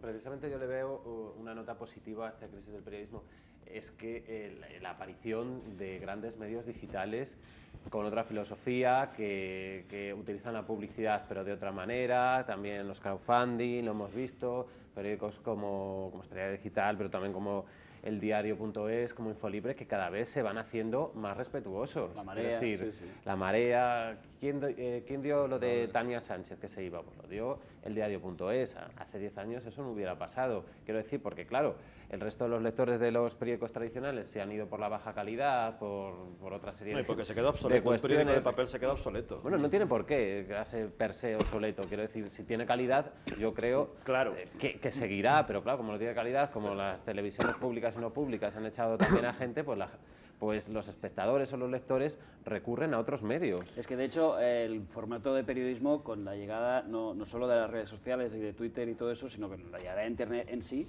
ya ha modificado todo el panorama desde el punto de vista que tú un periódico al día siguiente ya lo ves viejo. Absolutamente. Porque ya aquí y ese mismo día. Claro, en este programa hemos dado noticias en directo. La semana pasada damos lo de Tania en directo porque pasó un miércoles además, patapam. De hecho habíamos hecho el ensayo antes, como hacemos cada semana, y comenzó el programa y a mí me llegaron noticias y dije, pues lo dije en directo, claro, la gente del plató se me quedó mirando en plan, ¿qué está diciendo este hombre? Descoloca la escaleta, pero es que es lo que descoloqué mi propio equipo, ¿no? Pero a lo que voy es eso, que las noticias pasan volando, entonces un formato de periódico o cambia radicalmente o no tiene ningún sentido en este sentido. El periodismo es periodismo en cualquier formato, en cualquier soporte y bajo cualquier circunstancia. A mí cuando me dicen, no, es que es periodista digital, no, perdón, es periodista. Exacto, por supuesto. Es periodista, trabaja con otro soporte, con otro, digamos, esquema mecánico, técnico. Pero él es periodista o no lo es. Es que el periodismo... ¿Qué más da donde trabaja? En sí, el periodismo no ha cambiado. Por claro. Ha cambiado la forma de hacer llegar al público es tan viejo como la vida misma. Hace unas semanas estaba comiendo con una alta autoridad del Estado, éramos varios periodistas, éramos 4, y dijo, bueno, que la prensa escrita cada día está peor, porque con esto de los digitales, bueno, perdón, los digitales se escriben, ¿no? Los digitales se escriben, Esto es la anécdota. Pero bueno, hay una cosa que yo creo que no debería pasar inadvertida en este asunto, que es lo que ocurre en Televisión Española, que yo creo que es un problema un poco distinto, ¿no? Que tiene que ver con la humillación a profesionales, a los que no se considera capaces bueno, humillación, al final los van a revalorizar, ¿no? Porque son gente que no están dispuestos a tragar con un pesebre. Pero se trata de montar un grupo de élite especializado en lanzar el mensaje político que quiere el señor López Gudín o el presidente de Televisión Española, y que van a acabar de hundir la audiencia, como ya hemos visto en otros experimentos en televisiones donde ellos han estado, ¿no? Telemadrid es un ejemplo clarísimo. Al final son gente que dice lo que hay que decir y si le interesa a la gente no le interesa. Me parece poquísimo inteligente, porque es mejor que tu mensaje llegue a 10 millones de personas a que llegue a 5. Y al final lo que consiguen es llegar a 500.000 personas. Antes se manipulaba mucho mejor, eso sin lugar a dudas. Porque manipular para los tuyos es muy poco útil. Telemadrid demostró que si manipulas a los 3 que te van a votar, pues sirve de muy poco. Además, en cambio, has perdido la posibilidad de hacerlo. Pero lo dramático es que le esté pasando al periodismo lo mismo, el mismo acoso que sufrió la política. Quitamos a los políticos incómodos y ponemos a otros serviles al verdadero poder económico financiero que tenemos. Y los periodistas potentes que nos pueden hacer daño, pues les hacemos lo mismo, le quitamos y ponemos otros serviles. Claro, al final lo que tienes es, pues eso, todas las portadas de los periódicos dominadas por una misma noticia en forma de anuncio de un querido banco y no hay espacio para una investigación de ningún tipo, porque las investigaciones molestan mucho y como tenemos esa necesidad del poder económico, pues claro, al final, ¿qué independencia? Tienes un político controlado y un periodista controlado. Claro, pero queda eso, medios que luchan ¿sabes la contra la verdadera diversidad. independencia? Yo he trabajado, con perdón, muchos años perdido, claro, pero... en la revista Interview. Cuando Interview vendía 200.000 ejemplares, había una independencia a prueba de bomba. No había anunciante que nos consiguiera. Claro, por supuesto. No hay nada como hacer un periodismo de calidad y venderlo bien. Es que esa es la clave. Es que hay gente que te dice, no, pero tenemos que rediseñar la noticia. No, perdóname. Si tú das exclusivas, si tú das noticias que se pueden contrastar, que no se pueden rebatir, que van a misa, tú estás vendiendo calidad. Claro. Y el abonado, el lector, va a ir, el cliente, el público, la gente va a ir a por ti, a verte, a buscarte. Y a las pruebas me remito. Claro. Y tendrás anunciantes, tendrás publicidad y tendrás prestigio. Sí, a ver, si salen noticias, además me venía muy bien lo que decías sobre la portada del periódico, varios periódicos que publicaban con un banco, creo que era el Santander, ¿verdad? Exacto. Curiosamente, el día que salía la noticia de la lista Falciani. ¡Ja! Qué curioso, ¿no? Bueno, estas portadas ya las hemos visto hace tiempo, pero vamos, que surge ese día también es peculiar, como mínimo, teniendo en cuenta que Botín está en esa lista Falciani. Quien sabe mucho de esta lista Falciani, porque es quien nos va a hablar de este tema ahora mismo, es Adrián Argudo, ese joven periodista, pero muy bien formado, que nos va a hablar de este tema. Todo tuyo. Pues así es, porque hemos conocido una ampliación de la lista Falciani, por ejemplo, gente que se encuentra dentro de ella. Diego Forlán, la familia Luca de Tena, fundadores de ABC, Tina Turner, David Bowie, Jordi Pujol Jr. Bueno, pues todos estos son nuevos nombres que aparecen en la lista. Eso sí, el Ministerio de Hacienda ha tenido una respuesta y han dicho: nosotros tenemos una lista aún mayor, algo poco coherente a priori porque no actúan contra ellos. Recordemos que el Ministerio de Hacienda hasta ahora suele pues actuar más con los pequeños defraudadores de impuestos, cuando más de la mitad del fraude se lo producen en España las empresas del IBEX 35. ¿Qué da que hablar esta segunda o esta ampliación de la lista Falciani? Ricard, todo tuyo, adelante. Muchas gracias, Adrián. La verdad es que tiene tela el asunto de la lista Falciani, que no es nuevo porque ya lo hemos conocido, pero esta semana hemos conocido más nombres, algunos de ellos muy peculiares, como los que mencionaba Adrián, que sería Fernando Alonso, el hijo de Jordi Pujol, Tina Turner, David Bowie, Diego Forlán, en fin, mucha gente y que con dinero en Suiza. Pues han provocado una semana un poco alterada en este sentido, ¿no? El tema del defraudador de dinero, que también hay 1000 versiones y 1000 extensiones de esta noticia. No sé con qué os quedáis de todo esto que ha salido, Alberto. Bueno, es que es demasiadas cosas, porque casi me quedo con la reacción nacional de nuestro querido ministro Montoro, porque al final la lista está ahí, ojalá salga. Es una pena que no demasiados medios hayan contribuido. Al final es una lista de un informático, de algo que más o menos podíamos intuir que estaba o que existía. O sea, la novedad ya es casi la curiosidad de anda, este también, casi un poco al detalle. Pero políticamente el fondo es que te diga tu ministro: uy, pues esa lista es el aperitivo de lo que yo tengo preparado. ¿Por qué? ¿Por la amnistía fiscal que hiciste y te los conoces a todos? O sea, políticamente, ¿qué me transmites? Además es un ministro que nos está filtrando datos de unos, de otros, y te amenaza. Es un ministro que, los pocos ministros que salen te me dice: oye, cuidado, que a lo mejor tú eres el siguiente. Entonces, y la lista esta no es comparable.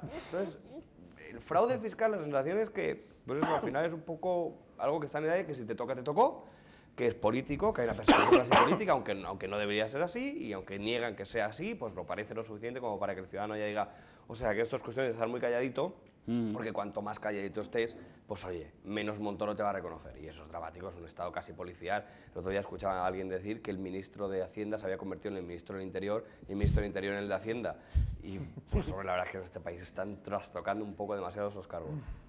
Joaquín. Bueno, a mí la lista Falciani no me está resultando muy impactante, porque más o menos la veías venir. Yo creo que es una lista amortizada. Montoro empezó amenazando a los medios de comunicación. Sí, dijo, mucho cuidado y tal, sí. Esto es así, ¿no? Yo creo que hay la lista Falciani tuvo su momento importante en la investigación de varias causas, como Gürtel. Esto está quedando ya casi a título folclórico, como el caso de Botín o Fernando Alonso y demás. Y las consecuencias de la lista Falciani demuestran lo cínico que es el sistema bancario suizo, ¿no? Porque como consecuencia de que en España se cogió Falciani y no se extraditó a Suiza, Suiza ha paralizado un montón de comisiones rogatorias que han pedido jueces españoles para conocer los verdaderos titulares de números cifrados de cuentas en Suiza. A mí la verdad es que lo hablaba antes contigo, que es que a mí no me sorprendieron en absoluto los personajes que salen en la lista, pero nada, o sea, quiero decir, yo no tenía ninguna idea ni nada. ¿De qué ibas a salir? De qué iban a salir, claro. Pero cuando han empezado a salir, digo, pues que el rey de Marruecos esté en esa lista es que no me sorprende ni nada. Nada, que esté Botín. Me hace gracia porque lo hablábamos antes también, o sea, que eres el mayor banquero de España y sin embargo llevas tus dineros a la competencia en Suiza. ¿Cómo va esto? Pero bueno, yo si te apetece hacerlo, pues quiero decir, como personaje que salga, a mí ninguno de los que está en esa lista me sorprende. Luego a Botín no lo sé. Luego a Botín, por cierto, le hacen grandes loas y grandes... que si es un patriota, que si es no sé qué, que si es no sé cuántos... Le pagó 200 millones, claro. Ahí es donde quería llegar yo, porque ¿qué mensaje le estamos transmitiendo a la gente? Es decir, a la gente también. Nosotros es verdad que sí conocemos quién puede estar allí, que si Granados, que si esta gente, ¿no?, que tiene cuentas en Suiza, que si Bárcenas y demás. Pero yo siempre pongo el mismo ejemplo. Cuando hablo con mi madre de estos temas, mi madre es una mujer ya mayor, de pueblo y tal, que es con la que palpo yo un poco la actualidad real del español medio, me viene a decir, es que al final todos son iguales. Es decir, todos estos que vendepatrias, como comentabas tú antes, que van luego con la bandera, con la moto, o los banqueros que también quieren ayudar al país, o los políticos que se les llena la boca de España, al final tienen sus dineros allí, legal o ilegalmente, pero estás defraudando a Hacienda, y al pequeño contribuyente le empapelas por cualquier cosa, pues al final llega a la conclusión el ciudadano a pie de que todos los ricos están por su lado y el resto es un paripé para aprovecharse del sistema, nada más. Alberto. Además, efectivamente no les va a pasar nada, por lo menos tienen la sensación de, anda, mira, está. Ya está. Y bueno, y sin Montoro, pues sí, vamos a amenazarles, pero la sensación generalizada es, casi, pues mira qué suerte, joder, pues claro, oye, ya empiezan a distinguir, los más cutres la tenían en Andorra, un poquito más de nivel ya era Suiza, y hombre, ya la gente digna lo tiene en las Islas Caimán directamente. Eso es el top. Entonces, te das cuenta que al final los nuestros eran muy cutrecillos. Perdona que te cortes la reacción que solíamos tener habitualmente con cualquier tema, ¿eh? Claro, los nuestros siempre son más cutrecicos. Los nuestros los cutres, es que claro, hombre, y mira que había pasta, pero... Tienen cuadros en los cuartos de baño y estas cosas, ¿no? Estoy seguro que si se hacen 2 o 3 correlaciones se podrán encontrar más cosas y animo a muchos periodistas de raza que seguro que si tejes 3 hilos, esos nombres te tienen que llevar a otras cosas. Hombre, hay una lista Falciani que es legal y que está ahí a disposición casi de cualquiera, que es la lista de SICAF que hay registradas en la CNMV, ¿no? Esta es una lista que tributan, no sé si al 1, al 2%, al 1%, y donde están realmente todos los grandes capitales. Yo una vez en la revista Interview hice un reportaje con una compañera, hacíamos como si fuéramos pareja, ella perdía mucho conmigo, íbamos a la banca privada a ocultar nuestro patrimonio, ¿no? Entonces, claro, la primera solución siempre es una SICAF, como montar la SICAF y demás. Es la forma legal de ocultar el patrimonio. Bueno, luego yo creo que los que están en Suiza deben tener una guerra civil, un levantamiento de las masas o algo así, dicen vamos a guardar huevos en otro cesto. Si es que, de hecho, yo que tengo amigos amigos que no tienen nada que ver con la banca ni que tienen dinero en Suiza, pero bueno, se lo tienen en Suiza porque viven en Suiza, me refiero, pero no porque sean defraudadores. Pero, claro, te dicen, la explicación de los suizos siempre pues es como un poco sui generis, ¿no? Claro, pues, te justifican que la gente venga a traer sus capitales de forma oculta porque, bueno, además, una cosa que me sorprendía del comentario que me hacía esta amiga de Suiza es que en realidad mucha gente no lo tiene tan claro. Es decir, les dices que en Suiza la gente defrauda dinero porque no lo tienen en sus países y tal, y dicen, no, pero eso es como un mito, ¿no? Para ellos, para alguna gente. Y eso es como muy sorprendente, ¿no? En Suiza, pero entra mucho de la mentalidad de cada país, ¿no? Porque supongo que si aquí pasa lo mismo, igual mucha gente tendría el mismo pensamiento de, bueno, pero eso no creo que pase, o no que, bueno, es como casi normal, ¿no? Que la gente venga a defraudar dinero. Aquí nos pasa con otras cosas, nos pasa cuando hablas de que en la guerra civil había campos de concentración y en el franquismo en España, y dices, ¿qué va a haber campos de concentración en España? Y dices, sí, mandaban algunos a Auschwitz. Pues en España tenemos nuestras propias versiones de cómo va a pasar eso. Algo habrían hecho y esas cosas. No, si es mentira, pero ¿cómo va a mandar Franco a gente allí en los campos de concentración alemanes? Pues eso, cada uno tiene su historia. O la Gestapo detenía a la gente en Francia y la traía a España para que les arreglasen el cuerpo, pues caso de Pines, por ejemplo. Claro. Así que lo nuestro es casi peor, moralmente, sí. Pues el problema es que se mezclan banqueros con terroristas o asociaciones. Se mezcla todo, narcotraficantes, cantantes, el dinero que manejan el tráfico de diamantes de sangre. O sea, está todo mezclado, es un totum revolutum. Dices, bueno, como los ricos siempre ricos son todos, son ricos y van ganando. Hay poco trabajador asalariado, hay poco autónomo, yo no estudio, lo juro. Hay poco empleado normal, de esos hay muy poco, vamos, cero. Entonces, sí que da un panorama de qué más o menos o dónde hay que estar para tener esas cantidades de dinero. Y eso también es un poco dramático, ¿no? Porque vivimos una sociedad que teóricamente el capitalismo perfecto, en el cual tu esfuerzo se compensa con el dinero, más trabajo, más reconocimiento, y no, efectivamente te das cuenta que no. Un poco lo hemos hablado, pero quería preguntaros por la estrategia del ministro de Hacienda, tan peculiar el señor Montoro como es, pero vosotros cómo la valoráis, ¿no? Esa estrategia primero como del miedo, pero luego a la hora de la verdad, perseguir a los grandes defraudadores no lo hace, ¿no? Porque yo soy más fácil de perseguir, o tú.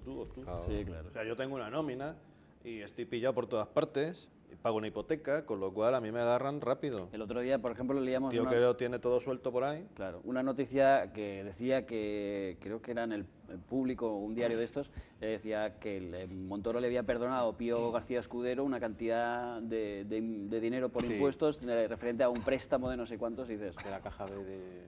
Y las cajas B.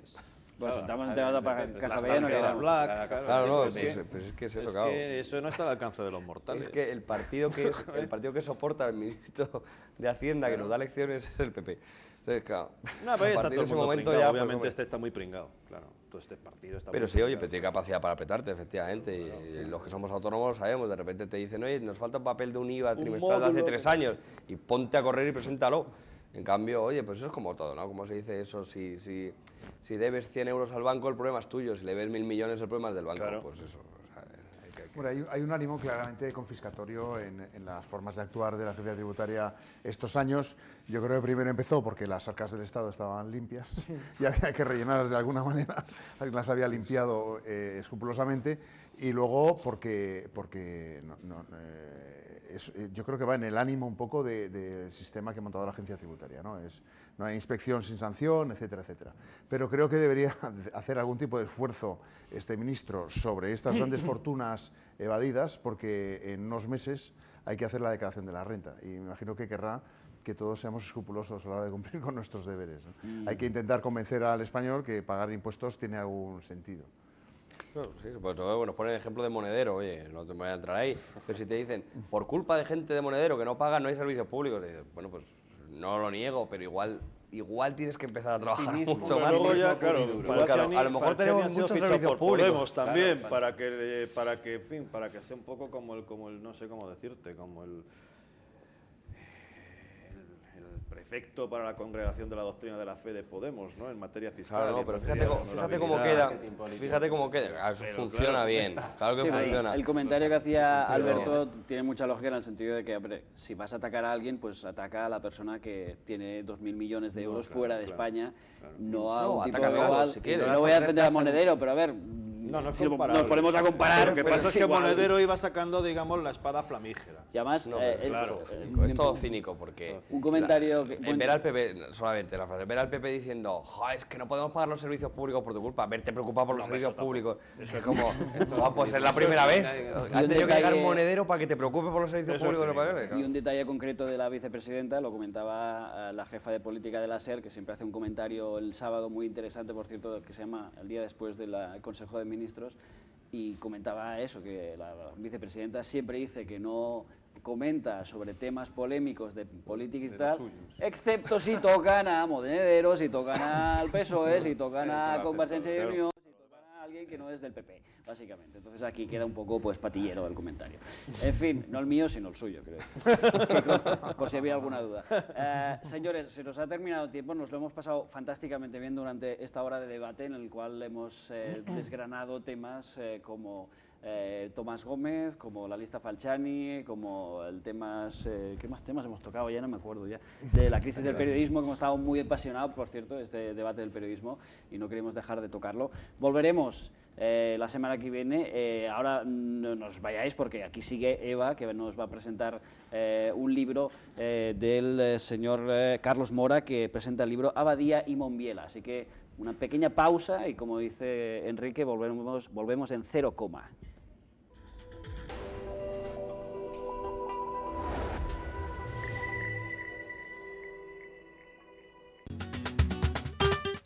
Frente a Méndez Álvaro, en la zona de Entrevías, junto a la M30, se halla el restaurante La Estación de los Porches. Es un clásico en los fogones madrileños. Calidad y buen precio son sus señas de identidad. Pero además, en La Estación de los Porches, cena con espectáculo todos los días. Bueno, pues aquí sí que estamos. Ahora sí que están ustedes viendo la sala del restaurante La Estación de los Porches en vivo. Estamos aquí en el restaurante grabando el evento que tenemos hoy, que es un evento con espectáculo de los mejores artistas que hoy figuran en Madrid. De domingo a viernes, tablao flamenco. Los mejores artistas amenizan tu cena. Y todos los sábados, encuentros con el baile. Cena y diviértete con nosotros. La Estación de los Porches, calle Timoteo Pérez Rubio, número 2. Teléfono de información y reservas 91 478 6054.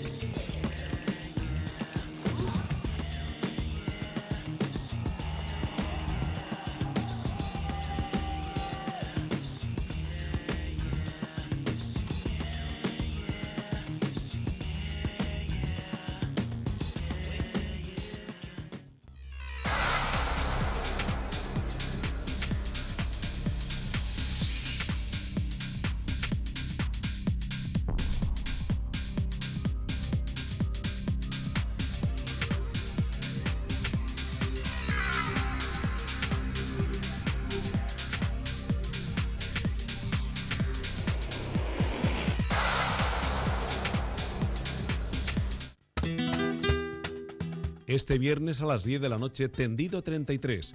Las noticias, el análisis, la opinión y toda la actualidad del mundo de los toros. Tendido 33, este viernes a las 10 de la noche y redifusión el sábado y domingo a las 2 de la tarde.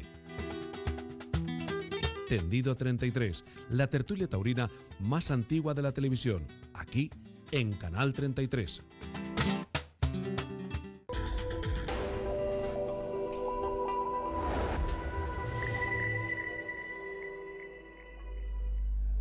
Pues ya estamos de vuelta con la habitual recomendación literaria de cada semana. Esta semana tenemos una novela que traemos pocas, pero nos gusta de vez en cuando tocar también este género. Con nosotros está Carlos Mora. Buenas noches, Carlos. Buenas noches, ¿qué tal?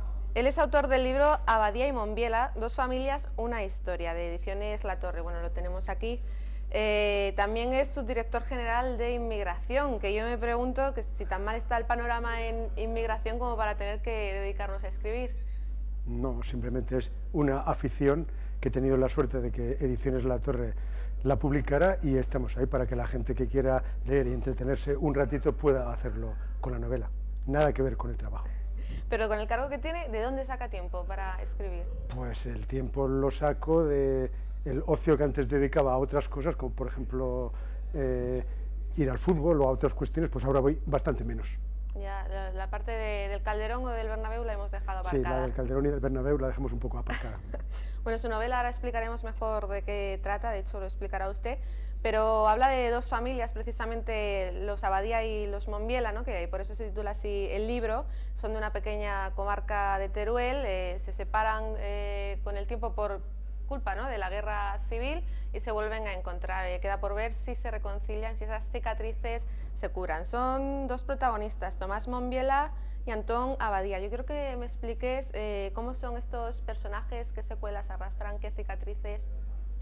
Pues en principio, tomando a los dos protagonistas, Antón es una persona que ha sacado la carrera de Derecho, trabaja en una consultoría importante en la zona de Cuzco, tiene su familia, Lola, sus hijos, y bueno, y le va todo de maravilla, le va todo muy bien. Y por supuesto, sí que tiene alguna noción de lo que le pasó a su familia durante la guerra, pero pocas, porque las familias normalmente no transmitían esas cuestiones.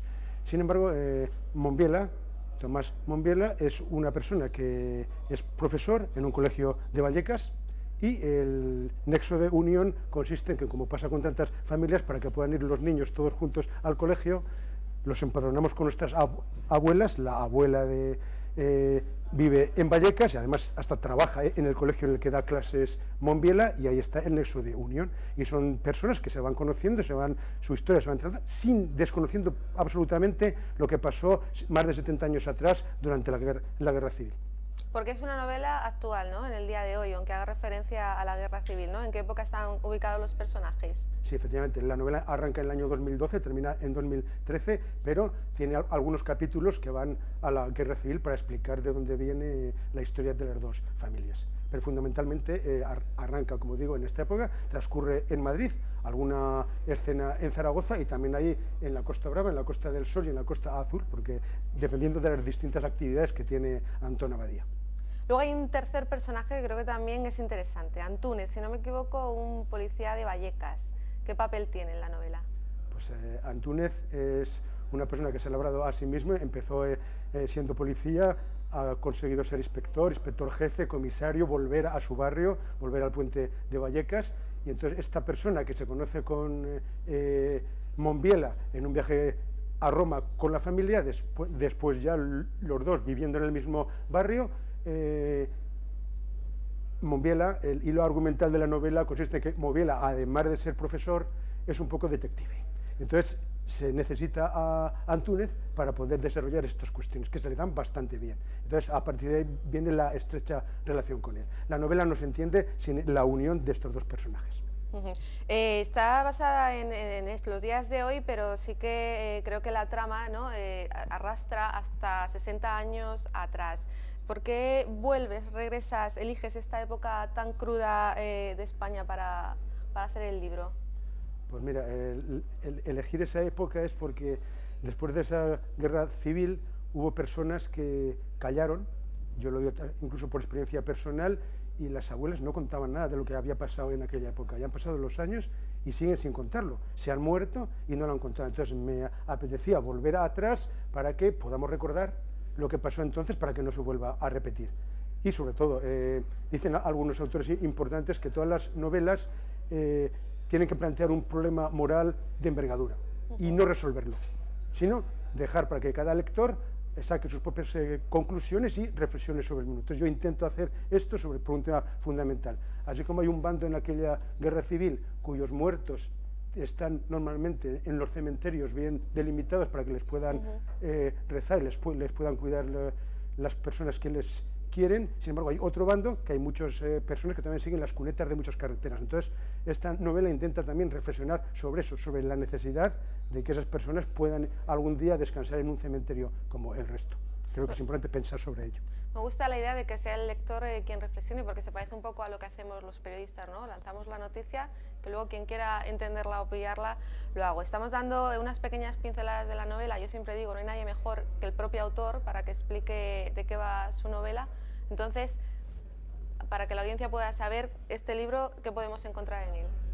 Pues algunos autores que lo han leído dicen que hay un poco de trepidación periodística, que son palabras mayores. Yo aconsejo que el prólogo no se lea, sino que se lea la novela, porque el prólogo después puede dar lugar a muchas expectativas que quizá no se cumplan. Y la novela consiste, como yo decía, en las dos familias, Abadía y Monbiela, que son buenos amigos en la guerra civil. Luego la guerra civil les separa, hay destierro por el medio, etcétera, etcétera, con lo cual ya no viven en el mismo sitio y se reencuentran descendientes de esas familias en el Madrid de hace 2 o 3 años. Se relacionan, no lo saben, y poco a poco, a través de esa aventura detectivesca que tiene Monbiela, pues van sucediendo cosas que no voy a relatar, porque creo que es importante que las personas que puedan leer la novela lo consigan a través de su lectura, como digo, y a partir de ahí hay secuestros, asesinatos, etcétera, y al final hay ese intento de reconciliación entre aquellas personas que se conocieron y fueron amigos con 10, 12 años, que se reencuentran con más de 80, y que intento que el lector se emocione al ver ese reencuentro. El tema de la reconciliación o no está en el libro para que lo lean. No lo vamos a desvelar, pero bueno, sabemos que se reencuentran en Madrid, aunque los orígenes creo que están en Teruel, ¿no? En Teruel, sí. Una zona que usted conoce muy bien. Sí, porque nací en un pueblo de Teruel, aunque estuve muy pocos años, yo siempre he estado en Zaragoza, pero le tengo mucho cariño, es el pueblo de mis padres, mis abuelos, etcétera, y entonces, aunque la novela no narra hechos reales, pero sí que podían haber sucedido. Fue también una zona bastante azotada, bueno, se vivió la guerra civil de una manera muy cruda, hablamos de estos personajes que tienen que cerrar cicatrices, pero yo le pregunto que si usted cree que en estas zonas de Teruel aún siguen abiertas esas cicatrices o no, ¿se han curado? Pues yo creo que, a ver, irá por pueblos, por familias, pero sí que he visto en algún pueblo que en vez de estar la típica reseña de los presentes por un bando, del bando vencedor, sí que hay alguna reseña, algún cementerio he visto por todos los caídos por España en esa guerra, sin distinguir bandos. Y eso, cuando lo ves, cuando vas visitando pueblos, buscando otras cosas, pues te llenas de alegría de pensar que eso ya puede hacer, no que se olvide, pero sí que en el futuro no suceda de nuevo. Y si ya ampliamos y lo arrastramos a toda la geografía nacional, ¿estamos curados de esa división de las dos Españas o seguimos inmersos en ella? Yo creo que seguimos un poco inmersos en ella en según qué zonas. Hay zonas que sí, que se ve que hay esa voluntad, incluso todas las fuerzas políticas y los jueces, etcétera, intentan que se desentierren esos muertos de las cunetas y tal, y sin embargo hay otras que es un tema tabú, en el cual no se entra y se quiere pasar página, y claro, las personas que conocieron, aquellos que murieron, ya no están. Poco a poco van pasando muchos años y van desapareciendo. Entonces yo creo que es bueno hacer ese ejercicio de reflexión, de decir, mire usted, si usted a sus deudos cuando fallezcan los quiere incinerar, bienvenidos sean, pero si usted los quiere honrar en un cementerio y no sabe dónde están y se encuentran sus restos en una cuneta, hombre, pues yo creo que tienen derecho también a que puedan ser enterrados en ese cementerio, si es lo que se quiere, eso ya a voluntad de cada persona, pero que haya esa voluntad. Es lo que intenta la novela, un poco que reflexionemos sobre esa cuestión. Al igual que con sus personajes, con Abadía y con Monbiela, hubo muchas familias que efectivamente se vieron enfrentadas por cuestiones simplemente políticas, ¿no? Pues porque fue el bando que tocó y así es, y muchas veces ha permanecido hasta nuestros días. ¿Crees que la política aquí en España se puede plantear como un tema casi de herencia familiar? Bueno, no lo sé, quizá no sea el más adecuado para definir eso, pero bueno, yo sí que he visto familias en las cuales el padre pues es más de derechas y los hijos al contrario, o al revés. También las generaciones intentan luchar contra lo que tiene la generación anterior, pero en otros casos no. Yo creo que es una decisión personal. Creo que España tenemos la suerte de que hace bastantes años ya es una democracia, que votamos cada 4 años, que elegimos a quien nos da la gana, y creo que es importante que siga así. Por eso digo, esas viejas heridas se trata de que las cicatricemos lo antes posible para que no vuelva a suceder nunca lo que pasó en aquellos años. A mí me gusta preguntarlo, se lo pregunto a varios autores, porque siempre creo que las personas que escriben cogemos muchas cosas de nosotros mismos para inspirarnos o para dibujar o perfilar a un personaje. ¿Hay algo de usted en alguno de estos personajes? Pues quizá haya mucho de mí en varios personajes o quizá haya muy poco. Pero desde luego el que escribe siempre se basa en esas vivencias que ha tenido. Entonces, evidentemente, aunque intenta recrear una historia que muchas veces no tiene nada que ver, yo ni soy profesor, ni tengo nada que ver, sin embargo, sí que hay cosas que evidentemente salen. Por ejemplo, una de las pasiones, en la novela se intenta relatar los horrores de aquella guerra, lo que pasó. Alguna persona me decía que no pasaba el primer capítulo porque había llorado mucho. Claro, eso me halaga notablemente que digan esa cuestión, aunque sea mentira, aunque la hayan dicho para eso. Y después, por ejemplo, hay temas, se habla de amor, por supuesto, que tiene que haber en todas las novelas, se habla de pasiones, hay gente que siente pasión por el fútbol, por el Rayo Vallecano, por el club que sea. Aquí son del Zaragoza, lo siento, arrancan de esa tierra y son del Zaragoza, club del que también soy yo, y aunque estemos en segunda, da igual, en la categoría que estás, el club de fútbol creo que va contigo. Y luego también hay otra pasión que se da aquí, que es ver la pasión por la enseñanza. Esa me la ha transmitido un amigo mío de Vallecas, profesor, en el que me he basado mucho para intentar sacar muchas de las historias que cuenta la novela. Y entonces él sí que te transmite esa pasión por enseñar, esa pasión por estar con los niños, esa pasión por mostrarles lo poco que sabes, pero que lo puedan aprender. Y eso sí que es apasionante. Siempre se van cogiendo, ¿no? Al final rasgos de la vida propia casi para montar una historia. A mí me has convencido con lo de que también hay partes de amor, es lo único que me tienen que decir para buscar una novela. ¿Por qué elegiste el formato de novela negra? Bueno, no es una novela negra. A ver, eso es discutible. Tiene ese trasfondo por el tema de detectivesco, pero sin embargo intenta ser algo más, intenta relatar, como digo, la vida de estas familias, y sí me aprovecho de la novela negra, de la trama, para hacerlo de una manera que sea, de tal manera que el lector siempre quiera seguir leyendo. Un compañero de trabajo no paró en los ministerios y se fue a Chamartín. Entonces, que te cuenten eso, porque sé que es verdad, porque llegó tarde, pues entonces te halaga que era porque estaba leyendo y no quería dejar de ver lo que pasaba en ese capítulo. Has comentado al principio de la entrevista que mejor no lean el prólogo, ¿no? Para no crear falsas expectativas. Bueno, me lo voy a tomar como una broma, pero está escrito por Luis María Anson, que además describe su obra como un recreo para el buen gusto literario que desvela a un autor joven que ha despejado los horizontes para una carrera sólida en el mundo de las letras, ¿no? Es un honor que escriban esto de uno. ¿Quiénes son sus referentes literarios? Pues mis referentes literarios, pues yo intento beber mucho en la novela, en la literatura española de la generación del 98, en paisanos como Ramón J. Sender, aragoneses, y también me ha cautivado siempre pues Rulfo, Julio Cortázar, Borges, también de la literatura hispanoamericana, porque me parece que también nos enseñan mucho. Entonces, perdona, Carlos, ahora que haces referencia a la literatura hispanoamericana, precisamente te iba a preguntar si no crees que las novelas actuales, la forma de escribir actual, está muy contaminada por el mundo anglosajón e incluso hasta por el cine. Sí, está un poquito contaminada, pero es normal. El mundo dominante es el anglosajón. Si español hablan en el mundo más de 480 millones y inglés solo 300 y pico millones, y sin embargo es el inglés el idioma que domina, sin contar al mandarín, que es el primero. Eso quiere decir algo. Entonces cualquier cosa que... Las palabras, por ejemplo, cuando estaba presentando el libro en el Colegio de Abogados de Zaragoza hace unos meses, pues te sale el decir forever o otro tipo de palabras en inglés que me callo muy bien de no decirlas y digo para siempre, y digo lo que tengo que decir en castellano. Creo que nuestro idioma es lo suficientemente rico para poder expresar todo eso. Ojo, sin desperdiciar que también la literatura anglosajona es muy importante y siempre nos ha gustado leer a los grandes clásicos de su literatura. norteamericana, aunque sea bestseller, se aprende de todo. Pero digo, me gusta beber de la literatura hispanoamericana porque supieron, a partir de los años 50, dotar a la novela de un realismo, de unas cuestiones que no existían antes en nuestra literatura. Bueno, ya para acabar, Carlos, que me están diciendo que tengo que terminar, siempre me hacen lo mismo, me dejan para el final.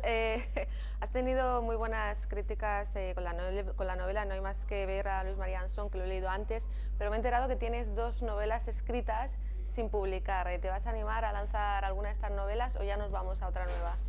Pues estoy escribiendo la siguiente, además el acuerdo con el editor es que la tenga para la feria del libro de este año. Y entonces, pues eso quiere decir que tiene que estar en abril, pues hay que hacer las pruebas y todas estas cosas para que funcione.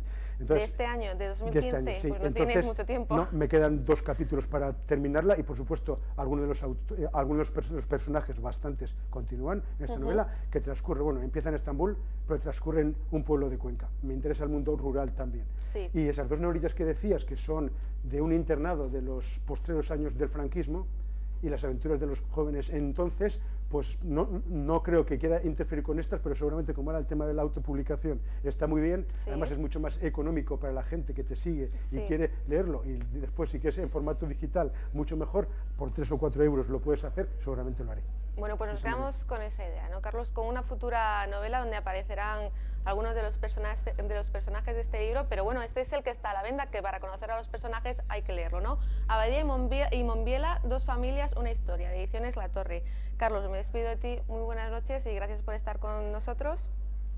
Y volvemos la semana que viene con más temas de actualidad, porque Madrid cambia cada día.